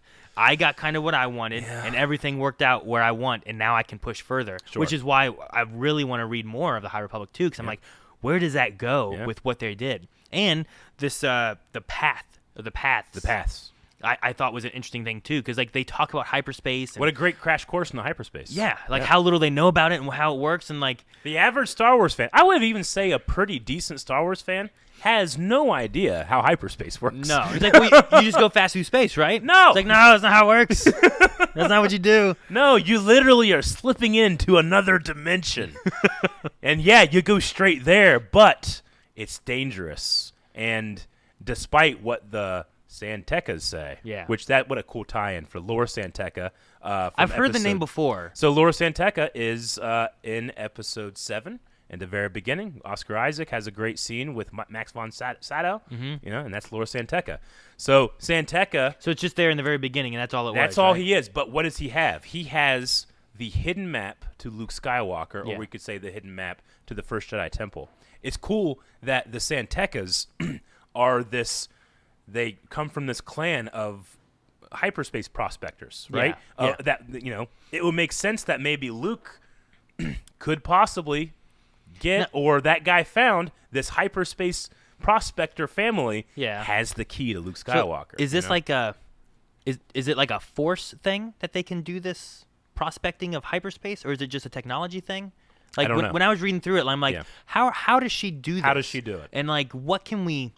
Like, why is it her? Because they're like, this old lady is the one who can do this, and I'm like, what's so special about her? So I'm like, is it a Force thing? Yeah. If it's technology, just take the technology, and you don't need to It's not torture technology. this old woman anymore. So I'm like, they talk about how like she doesn't even understand the math that's in her head. It's happening in the background. You could say that's very much like Anakin picking up a pod racer, And he just knowing just how to do knows it. how to do it, whereas no other human can do it. I think that's the important thing. Like Anakin says, like, I'm the only human that can do it, and it seems that Mary Santeca is the only person that can do these crazy mathematical prospects. It's very Sure. fantasy, but it's very sci-fi. I feel like I fall, especially in the Star Wars universe anymore. If there's something that's kind of like an unexplained new thing, I'm like, it's probably Force related somehow, right? Sure. Because you get like the witches' Dathomir, like there's magic. It's like, well, actually, it's Force related, Yeah. you know. And then you get like these people that can tell the future and stuff. It's like actually, they're just using the Force to do this. Sure. Like, oh, okay. So I hope we get a little bit more of kind of explaining how that works and stuff, and like the Santeca like. I or whatever, I need to learn more about the Santecas. I believe they appear in comic books. I just haven't read. Okay. At least Laura Santeca does. But we meet them on Naboo, and they use the word Varikino. Varikino is the exact house that Padme and Anakin will go in Episode 2, right? It's interesting that Laura Santeca, when I think of his lines from that movie, from Force Awakens, he talks about Leia and says, to me, she's royalty. And I always thought, well, he's talking about Alderaan. Yeah. He could be thinking of Naboo now, because we know that the Santecas were on Naboo. That's an interesting idea, Isn't it? Yeah, I never really thought of it that because you way. have Princess Organa, of Alderaan, but she's also princess in a way. But he might have lived in Naboo. Queen Amidala's house. So you yeah. know? I don't know how royalty works with them. Me like either. once you were a queen It's and a you're not a politician. queen anymore, like you kind of like it's not a bloodline. Yeah. You know. So No, but, but it was a fun little thought exercise that when I read, the Lord, like Santecas, they're on Naboo and they're on Varikino. Interesting, you know? yeah, that's cool. So, I don't know. I don't know if that's a thing or not. Sure, but I like having these things, especially something like this that is hundreds of years before Episode 1. Yeah. It has a little bit of ties to the prequels, but also has ties to the sequel trilogy Sure. and stuff. And I like seeing that, especially from what I understand, like they got the writing group together for the High Republic era, Large and group. like they started working on what their phases and stories were going to be. I imagine similar to like Marvel, like figuring out what movies they want to have and what stories they want to do and where they end. So I'm like, this is cool to like this is the first book to set it up, have other people work, and we have a general goal that we're going towards. Yeah. I'm excited to see like what that journey's like. Me too. We talked a little bit about the weakness of, or what is a weakness of reading a book versus watching a movie. I know that, and we have all these images that are ready to go, but sometimes it's just hard to get them into a conversation. Sure. I think that what I would like to do, we have a person on our Discord that helps us out with some stuff, Nexus.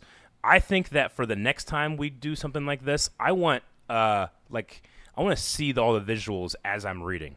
Like when Gotcha. I see a light beam, the Jedi ship light beams and stuff like that sounds cool. What does it look but like? I'm dumb now. I need to see a picture. And apparently they released a bunch of these pictures before it happened. So I think going into the next one, maybe Nexus can help us, like, I don't want to get Have a lot more spoilers, images but being beforehand. able to, like, when something pops up, I kind of have a directory of, like, what's this image? Sure. Because right now, because we're coming to this late to the party, I am a little hesitant about What should I look up? I don't want to look anything up. I don't want to look up and, Bell Zettifar, and he has like half a face. I'm like, what happened? Bell, no. I don't want that to happen. Sure, so yeah. there's a little bit of me that's like, I got to be careful. But for the next one, the next time we jump into this, which I'm not really sure what the next one is. I think it's Rising Storm or something Rising like, Storm. something like yeah, that. that sounds good. Which, that makes sense with the Nihil. That we Sure, learned. yeah. I would like to have some type of like visual dictionary for that. So maybe we can put that together, and that can be something that we can offer to fans that are going to be reading along with us. That'd be cool, yeah. So we'll try to do that. But Badonkagonk, we'll get on it. We'll work with Nexus. I know. Nexus will get there. He's not a Sam Witwer, but it's good. Talking about Bell, his like story was one that I really liked too. Because one, it was like kind of seeing what it's like to be a Padawan and being To be a trained young and man in stuff. this, yeah. Which I enjoy seeing that. Like I like the Jedi Apprentice novels from back in the day, the young adult like Qui-Gon, Obi-Wan kind of books and stuff. Yeah, the Karen Travis books. And stuff like this that. had that same kind of feel a little bit, but not people that I know. You know, Yes. I know Qui-Gon, Obi-Wan. I don't know these guys. So Loden Greatstorm and his training methods for the Bell. I love this picture we have of him here too. With Char, right? Ember. Ember. He's a Char Hound. I think his name's Ember. Okay. Yeah, but what a cool design too. Yeah, I love his colors and the green lightsaber. But is awesome. Their story, like I enjoyed it. Like their part in the disaster, like trying to get those people on the ship and stuff. Dude, Loden Greatstorm is so fucking cool. He's a really cool character. He's a Jedi I want to be, you know. But his push and his trust in his Padawan is really good, and I love the coming back to you have to learn to jump. Yeah. Right? And like they do it in the very beginning, and then Loden saves him. Yep. And then we have another training method later on when Loden's like, I'm going to stay up here. You're jumping, and you better stop yourself. But he has another Jedi down below in case he can't get it. Yeah, fucking Bell thinks he's dead. He does. He's like, well, I fucked up. I'm going to die now. Too late. I better die. I give up. So. And then I think it's Indira that saves him. Yes. I think that's where I got the name. That's who that was. So like that element there, I was like, oh my gosh. But then you have the rule of threes, right? And that's one thing I was waiting on too. And I love that when you get to that part, it's not about Bell having to do it to save Bell. It turns into Bell has to do it to save this girl. Yep. And it was just so fucking. It was cool. a really cool moment to just have Luke him Skywalker like, moment. I close my eyes, I focus on her, I feel the Force, and like I ignore everything else, and I stop us and slow us down. And I was like, it's so good. It's the best part of this franchise. It's why I commit so much love and attention to Star Wars, because you have moments like that I can, read a book, look at a character that doesn't have my skin color, doesn't have my experiences, and feel jubilation in their experience. Yeah. So great. And it's also like there's that dark shadow over that scene too, yes. I feel like, where it's like his master sends him to go do that, and that's the last he sees of him, because later he goes to that ship to save the last guy that he needs to save, and gets captured. And then they don't know where he's at, if he's alive, is he dead, what's going on. Which is why like the Rising Stormer is really interesting too, with like the Nihil and Loden Greatstorm. And it's like they even reference that. It's like, what's your name? Greatstorm? He quite likes that name. So Marchion, Loden, Bell, like those were some of my favorite characters. Yeah, man. Actually, the whole way crew, he used his lightsaber. The whole crew with him was really cool. Yeah. I loved the dog they had. Yeah. I love that planet, the metal planet with like metal sheep and cows, and as like the horses that they're riding on, like they can see them in the distance because the sparks are hitting the metal. Yeah. What a cool idea for this like living metal planet. I don't think I've ever seen anything like that in Star Wars. Have you? Not that I remember. I mean, holy rusted metal, Batman. I mean, there's like the junk planets that have metal all over, but sure, they're but they're not not made of metal. You know? The animals aren't metal. They don't have char hounds. Yeah. You know? That's cool. That's just cool shit. That's imaginative. I'm glad that, the Lucasfilm Story Group or whatever, whoever came up with that, good job. I want to see it in The Mandalorian. Another thing I really liked, and it revolves around that group that was on that planet. Yeah. There was I think it was another guy that was with them, right? There was the other Jedi, and there was like another guy who was like an old Jedi, but now he's just kind of on an outpost out here. Engle. Porter, yeah, him. Who I think is my favorite Jedi in the book. Is he? I love this. I love retired old men that come back and do shit. It's just, it's cheating. It's like putting Metallica in your soundtrack. I'm just going to love it. But this guy, he's this happy-go-lucky cook. He's had all of these Jedi lives, but the one that he ends up on, the one that he retires on, is like, I'm going to be the cook. Mm-hmm. And then the Nihil take that family. Yeah. And he turns into the blade of Bardada, whatever they call it, right? Yeah. He turns into that. I love that moment. I'm like, holy shit, who is this man? That's the way I felt. Yeah. So cool. I love that. Them chasing them down, because I believe it's him that he takes out like a couple guys. Yeah. And there's one, which is another thing I really like too. There's one Nihil that he takes out. Yeah. And then he goes to get back on like his horse. Yeah. Whatever it is. And he like headshot that guy, but his brain may not be in his head because he's an alien. And I'm like, that's an alien. It's so good. I know. I wasn't expecting. I figured he was dead. And he gets up to start to shoot him, and then the Charhound shows up. And I was like, oh my God. I love that. I thought he was dead. Yariel Poof, who appears in this, right? Mm-hmm. He's one of the Jedi from the Council in Episode 1. Like, he has two brains. Yeah. He has one in his head and one, like, in his chest. Okay. That's why he's really good at mind tricks. I always love those little details and that was a George Lucas thing, That's cool. And here we like, well, I don't know where his brain is. Which they referenced in this book mind tricks, right? But they called it like a mind touch or something, right? And I thought that we was... actually have a picture of Jake. You have it up. It's the Kyle. I'm sorry, Porter. Of Porter. I just wanted to show. I don't know if you've seen a picture of him or not. Yeah. Okay. It's the old man with the beard, right below the guy with the dog. Yeah, you can see him right there. You meant Gonk is who you're talking about, right? I totally did. Not Kyle. Not Kyle. Anyway, I really like that picture. I did look him up. Okay. Yes. I did end up looking him up. I thought it was worth the spoilers. Bardotan, that's the from the Clone Wars, right? That Jar Jar had a relationship with the Queen, right? Is Bordata is that the same thing? Yeah. Am I he was the blade of something? Maybe I said Bordata and filled in a blank. I don't remember. I don't. It's the blade of something. But yeah, that would be Bordata. Bordatan's and episode 1 had a Bordatan as a pod racer. He was the guy with like the goggles that you can't see through, and he's like, "Arr!" as he hits into a thing. That's a Bordatan. And then, of course, Jar Jar and the queen of the Bordatans do yoga together? Yeah, something like that. Something like that. So, but anyway, whenever you said that, I'm like, oh, yeah, Bordatan. So it's interesting to see, like, a Bordatan being, like, because what it felt like, at least in the Clone Wars there, is that they had a Force connection, but they weren't typically Jedi. Sure. So it colors a history. I was like seeing different alien races become like a Wookiee be a Jedi, you know, which we had a Wookiee as a Jedi in this book as well. And like the Master could speak. Yes. Burryaga. Our boy, Burry. I think this is the one too that has like a cross hilt in their art. A lot of them do, and I thought that was really cool. We have a picture of the Wookiee Jedi right up here, and he does have. They specifically called it Electrum, or they had a word for it. It reminded me of something that Mace Windu's lightsaber is made out of. Okay, it's kind of like this saber-resistant material, but a lot of the crossguards are made of that material. Yeah, they're very like shiny and new. I just like seeing that the old ones have that because it also relates to Kylo Ren a bit. Yeah, of course. It also relates to Star Wars Rebels a little bit.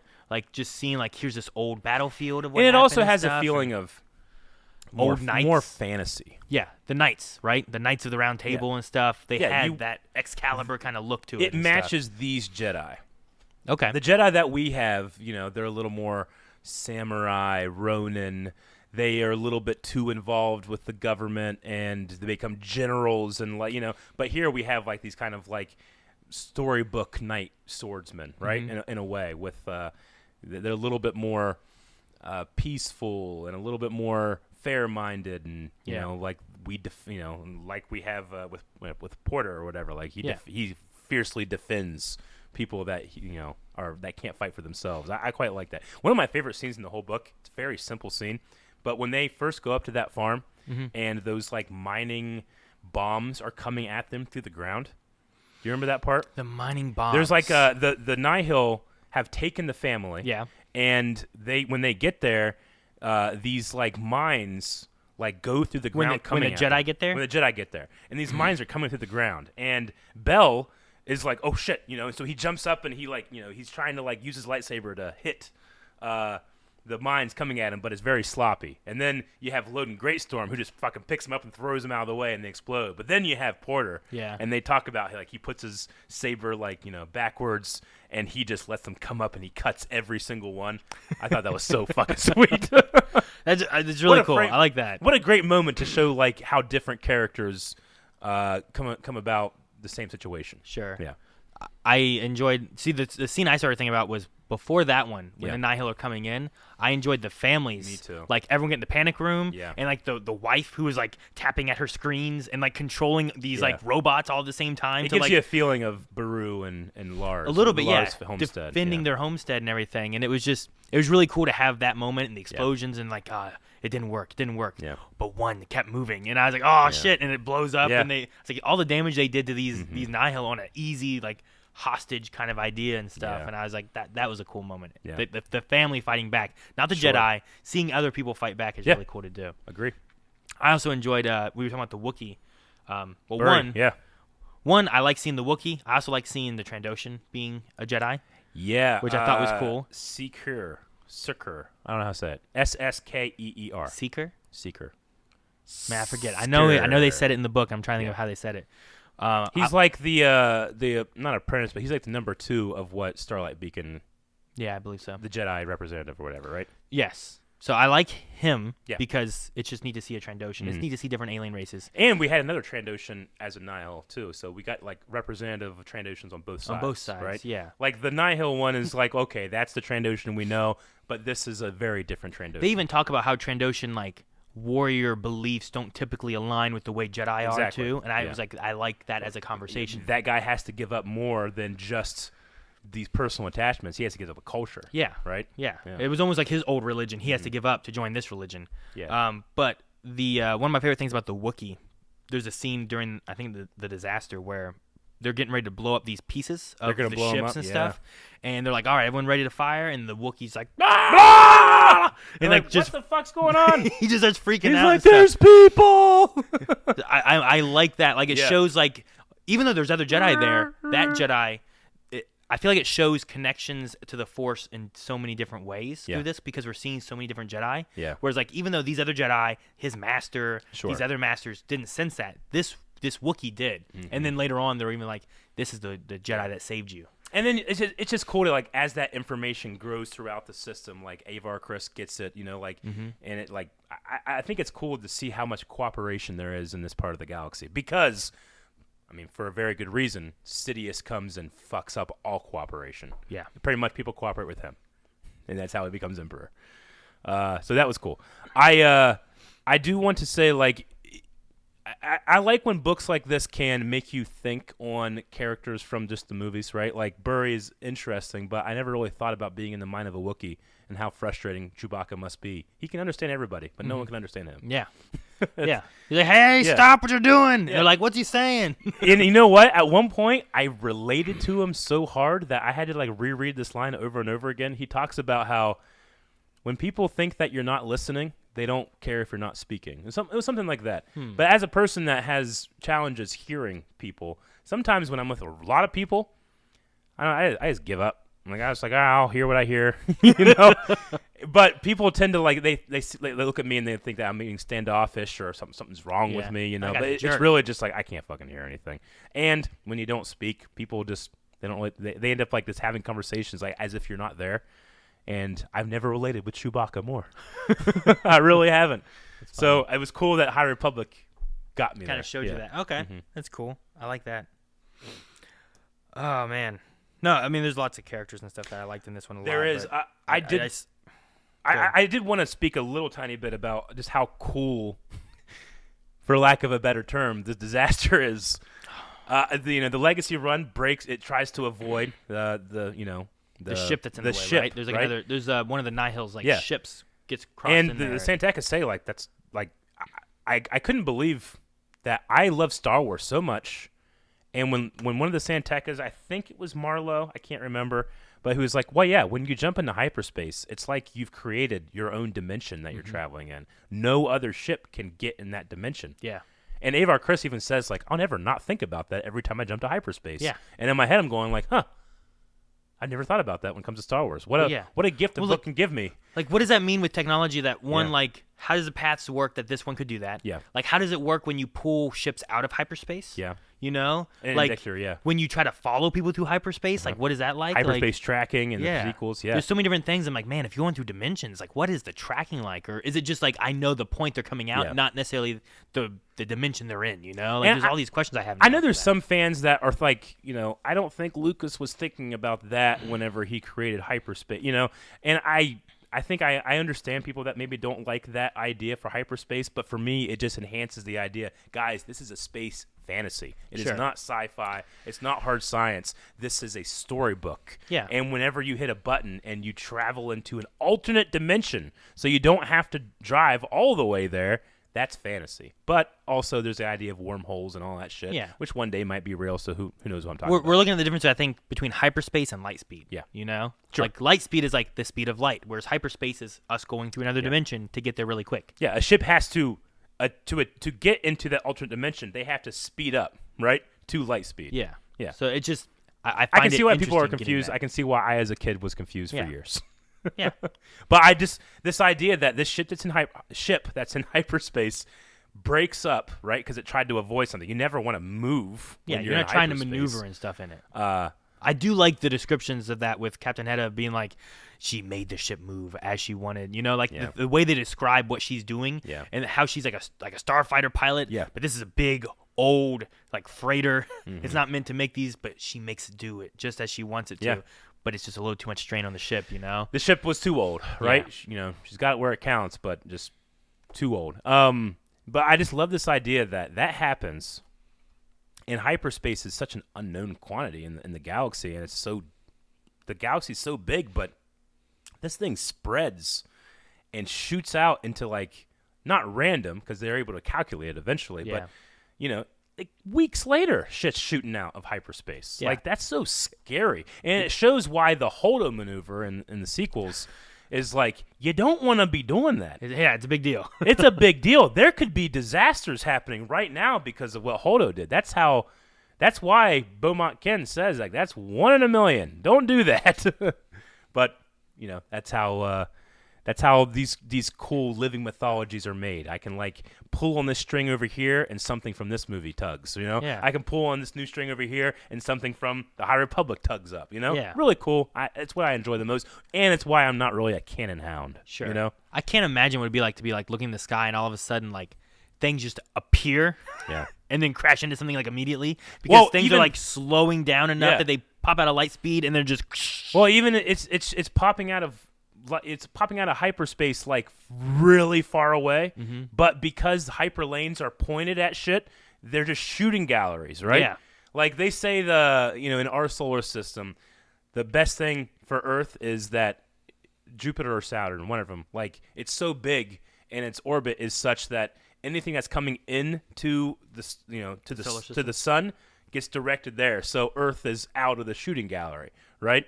I don't know. I just think it's interesting. Like take ideas like that, and then you have this thing appears out of hyperspace, but it's going to take 20 minutes to get here. You know, but there's nothing you can do, and millions will die. Yeah, and you don't know what's going to happen, and then the Jedi arrive. And luckily, this ship heard the distress call. Yeah, and it was nearby. And then you're like, all right, let's blow this shit out of the sky. And then Burry's like, there's people in it. There's people. They're afraid. It's like, well, what do we do now? It's like we have to land. You're like, what? How? You know, and you have these really cool characters like Joss and Pika Arden, you know, that are just like civilians. They're not Jedi or anything, but when there is a need, heroes arise. Not just Jedi, but a whole galaxy. Yeah. Yeah. Really cool. They make that plan to like do like a crazy maneuver and like shoot the things with like hooks and stuff. It makes you feel like, okay, that's what the High Republic is. It's not an era.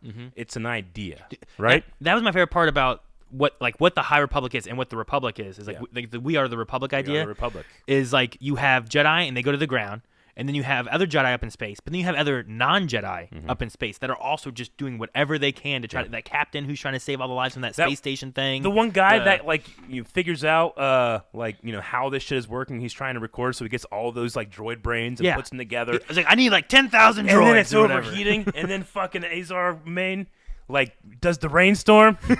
Like that's so fucking metal. That's so fantasy. It is. And you know what those droid brains are doing? Like all of that computing power is happening in Mari Santeka's brain. You know, like what? That's so cool. So it's a really well done book, is what I'm saying. Yeah. No, I agree, and I think like what they introduce character wise, one makes me very curious on where we're gonna go with a lot of this stuff. But me too. I mean, it just. I don't know. I didn't have an issue necessarily with any character or anything, and I always wanted to like learn more about each one. Oh yeah. So I was really wrapped up into it, and I can't wait to get into more. It really did feel like, hey, this is the first of something new. It didn't feel like a complete book, honestly, to me. Like I got to the end, I was kind of disappointed, not in the book, but because it ended. No, it's over. I want more. Yeah, which I think like some of the best storytelling, especially something like Star Wars, that gets its love language from. From the old serials, right? Flash Gordon and that stuff where it's like, tune in next week, folks. What's going to happen to our heroes? So you gotta have that for a series. So as a beginning book, I enjoyed this more than I did. I'm going to be honest here. Like the first New Jedi Order books back in the old EU. And maybe I'm a different person now and I appreciate different things. But as of right now, I'm into this a lot. No, I felt like this reminded me a lot of old EU Legends types books of just like what they felt like, what they introduced and everything. So I'm definitely on board for it. We talked a lot about lots of stuff within the book. Yep. There's probably lots of stuff that we've missed that people might want to know. So we are going to be looking at some questions here.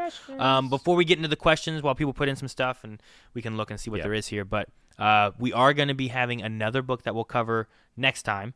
In a month from now. In a month, which is going to be on the, I believe it's the 22nd of September, which should be like the day after Andor came out.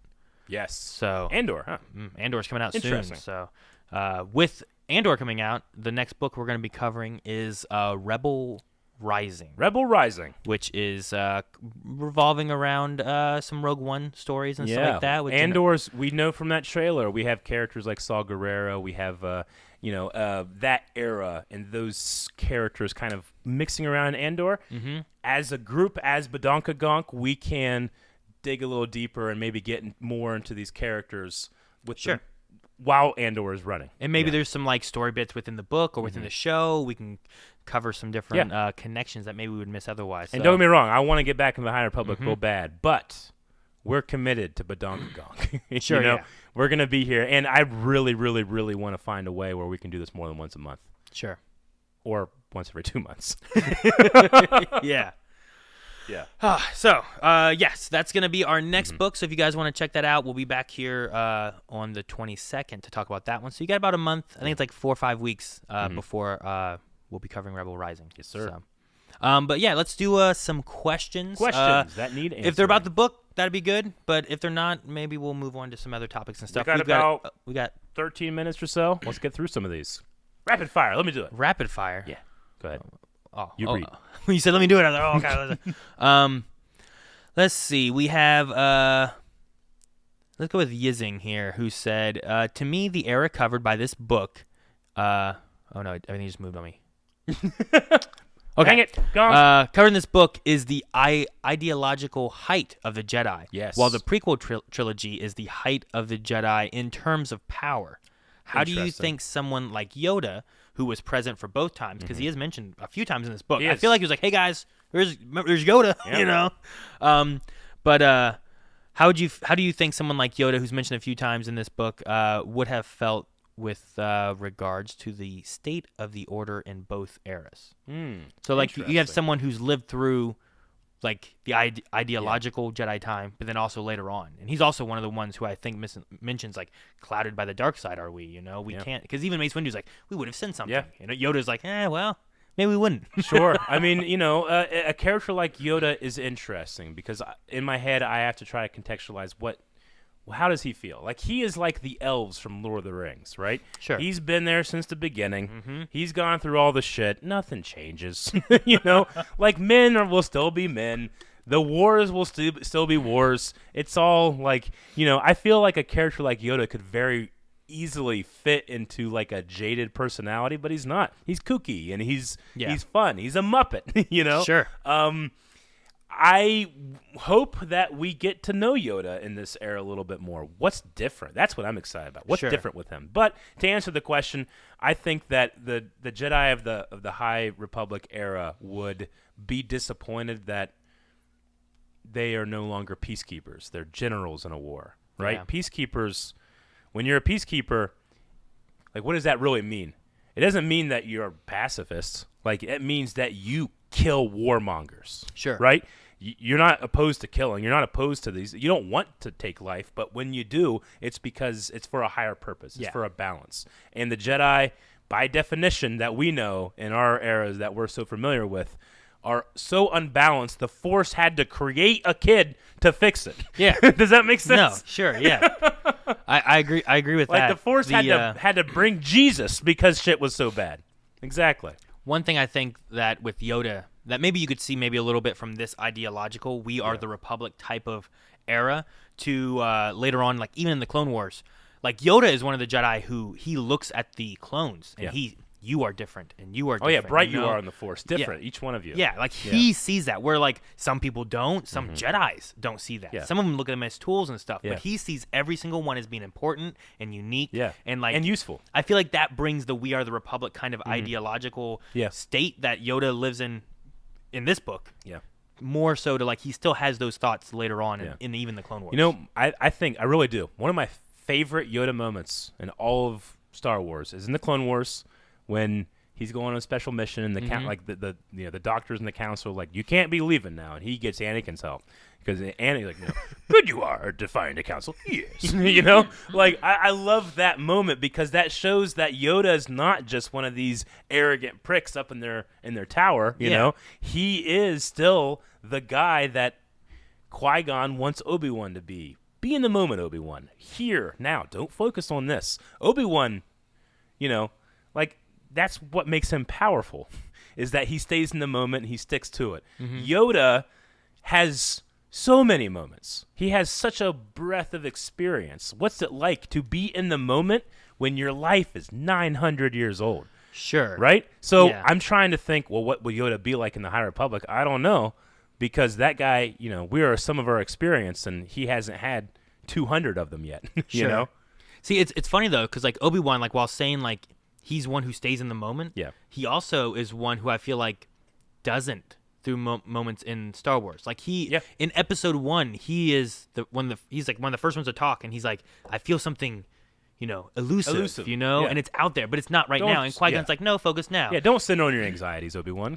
Focus here and now, where it belongs. Episode 4, while we're training Luke Skywalker, he feels the death of Alderaan, and all that. Yeah. Like, you may say like other Jedi would have felt that too, but that's also, I feel like those are a few moments where it's like he is sensing stuff elsewhere. He senses in the Obi-Wan Kenobi series, what is it? There's a moment I'm trying to think of, which we just watched through it with the kids and stuff, and there's a moment in that as well where he senses like something's wrong, and it was something to do with like Vader or what he was doing and whatnot. And it's those moments where I don't know if it's necessarily the connection with Vader, and Anakin and stuff that he has, or if it's just that feeling of like elsewhere and not just in the moment here, but the elusiveness that he's like, I can sense all kinds of stuff, but I have to bring it in. Like, while I can sense that, I have to focus. So he has to concentrate on that more so sometimes. And I don't know. When I was watching the Obi-Wan Kenobi series, I thought about that, and I was like, well, that's kind of interesting. I never really thought about Obi-Wan. Like, he senses a lot, but he has to really hone that down. He does to be able to do other stuff too. I truly do think that he mastered what Qui-Gon was telling him. Don't center on your anxieties, because you really got to think in Episode 4, and everything Obi-Wan's gone for, and he's confronting Vader again.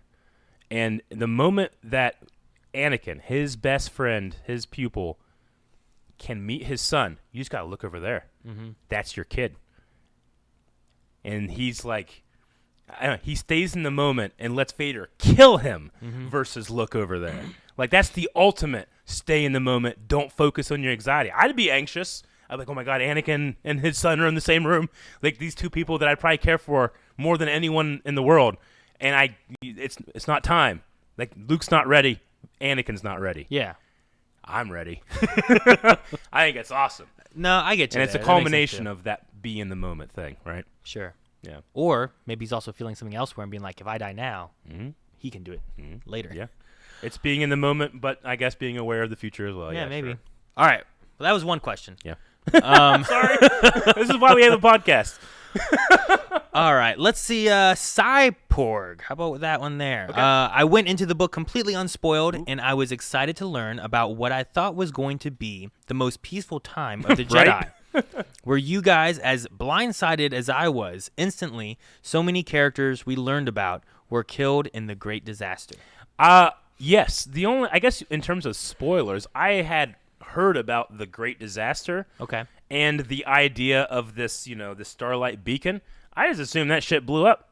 Okay. Like, before I read, I'm like, okay, here's a Starlight Beacon. That shit's probably going to blow up. The Great Disaster of the Starlight Beacon kind of thing. Okay. Yeah, I thought, like, there's going to be some type of thing. That shit blows up. Everything goes wrong, And you can still say those words, but not about Starlight Beacon. Sure. In this book. I should say. I will say that I was surprised at how disaster movie like this was in the beginning. I was like, man, this is. I really enjoyed the first part because like it was like it could have been if that was like an episode of a show or a movie or something like that. I'd have been so into it just because like seeing all these characters and I start caring about these characters and they're dying off and stuff. Like Blindsided may have been a good one because I didn't expect to care about characters as quickly as I did, and then them die off. I'm like, man, I didn't even get enough time to spend with these characters yet. So. But, maybe a little bit of blindsidedness. Gotcha. Grant Dempsey says the book emphasizes how different Jedi perceive and experience the Force differently, as music, as an infinite ocean, etc., which I thought that was kind of cool too. If you both were Jedi in this era, how do you think you would uniquely understand and perceive the Force? In this era, it's hard to look at it without the hindsight of where the Jedi go wrong. Yeah. Right? An infinite, like flowing, like waning and waxing of red hair. No, I don't know. A refrigerator that never goes empty. I don't know. Yeah, I don't know what it would be. I guess if I had to like really try to break down, like, you know, when I think of the Force, I think of like the waxing and waning of, you know, the moon or something like that, I guess, right? Like the sun will always rise. Like Leia says, or I guess Leia doesn't say it, but Admiral Holdo says something that Leia used to say is that if you, what's the exact word? If you go, you know, if you go throughout the night without hope, like the sun's never gonna rise. But if you have hope, the sun will rise, right? It's something like that. But let me try to like think about. I think about farming. I think about crops. Okay. I think about crop rotation. I think about when you have corn, the next season you can't have corn again. You have to have something else, right? Okay. So like life and death gives birth to new life, right? Sure. Whenever in the Jedi Temple, when Luke is talking about Rey, one of my favorite parts of The Last Jedi is, what do you sense? Life, death, the Force, under the island, above the island, the porgs, the skeletons. Like, sure, you know, not everything is hunky-dory. Like, life and death are all part of this thing. Light and dark are all part of this thing. So I kind of think about it in that terms. I think about it like sowing a crop, harvesting that crop, and then the next year doing something different. New crop, which gives certain nutrients that, you know, like corn, you know, what's left over when you do the corn isn't going to make for better corn next year, but it will make for better hay. It will make better soybeans. It will make better this, you know? Sure. So I think about it that way. I feel like that they kind of discuss a little bit in Clone Wars too, when they have like a Jedi funeral. Yeah. And they kind of talk about like returning to the Force and like it's a cycle. And it's stuff the same too. idea as, and to be fair, the Jedi do this, so maybe it's not the same, but like I don't want to be burnt when I'm dead. I want to return to the earth. Like when you burn, you know, all of the stuff in you that can get back in the ecosystem goes up in the air and it's ash, you know? But when you're buried in the earth, you return to the ecosystem. You return to the thing that gave you life. So I like to think of the Force in those terms. Okay. We probably have enough time for maybe one more question here. Do it. Let's see here. We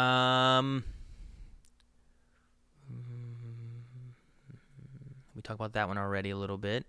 I like Newsy Mario. Any casting that you have in mind if they ever did a live action High Republic? For the characters? Like, think about the characters. Like, I did see in chat someone said for Porter Engle, Anthony Hopkins. Anthony Hopkins? Yeah, and I was like, ooh, that'd be fucking cool, man. Make Loden Greatstorm, like, it's a Twi'lek. He's Make a Twi'lek. It, what's his name? Is it David Harbour? Is that his name? Is that right? Yeah, Hop? Can you imagine him being a Twi'lek Jedi Master? Think he could do that? I think he could be that role. I think that's perfect. I think they could do really well with that one, right? I think you fucking nailed it. I had all these ideas and now they're gone.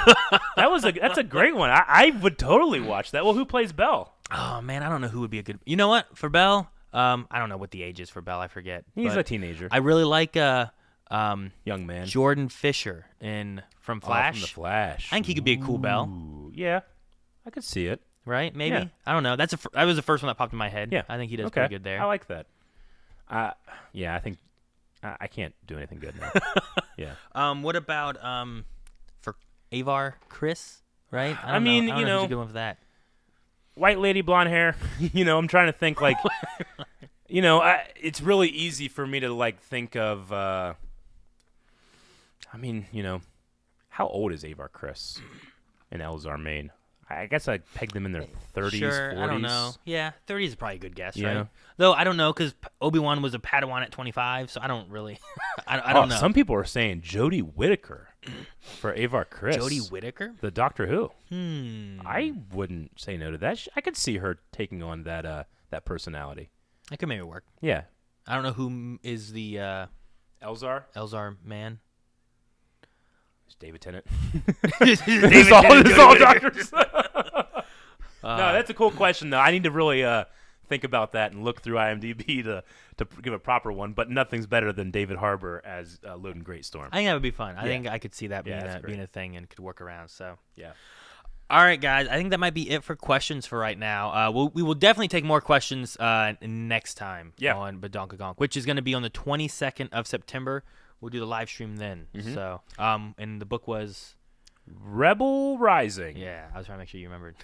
I sure did. Did you have anything else or anything? Or I think that we did a lot of covering. We covered some video game stuff. We covered Obi-Wan. We covered Dumb People, and we covered Light of the Jedi. We did, yeah. So, all right, guys. I think Demis. that is going to be all for this episode of Badonkagonk. I know we have a lot more time we could spend talking about all kinds of stuff, but we'll be back here in like a month. So go get your copy or audiobook, whatever, Rebels Rising. And if you have already done it, then just join us next time. And we'll be talking about some more stuff and more books on the 22nd. And like always, Badonkagonk is running out of power. It's sad, but sometimes it's worth it.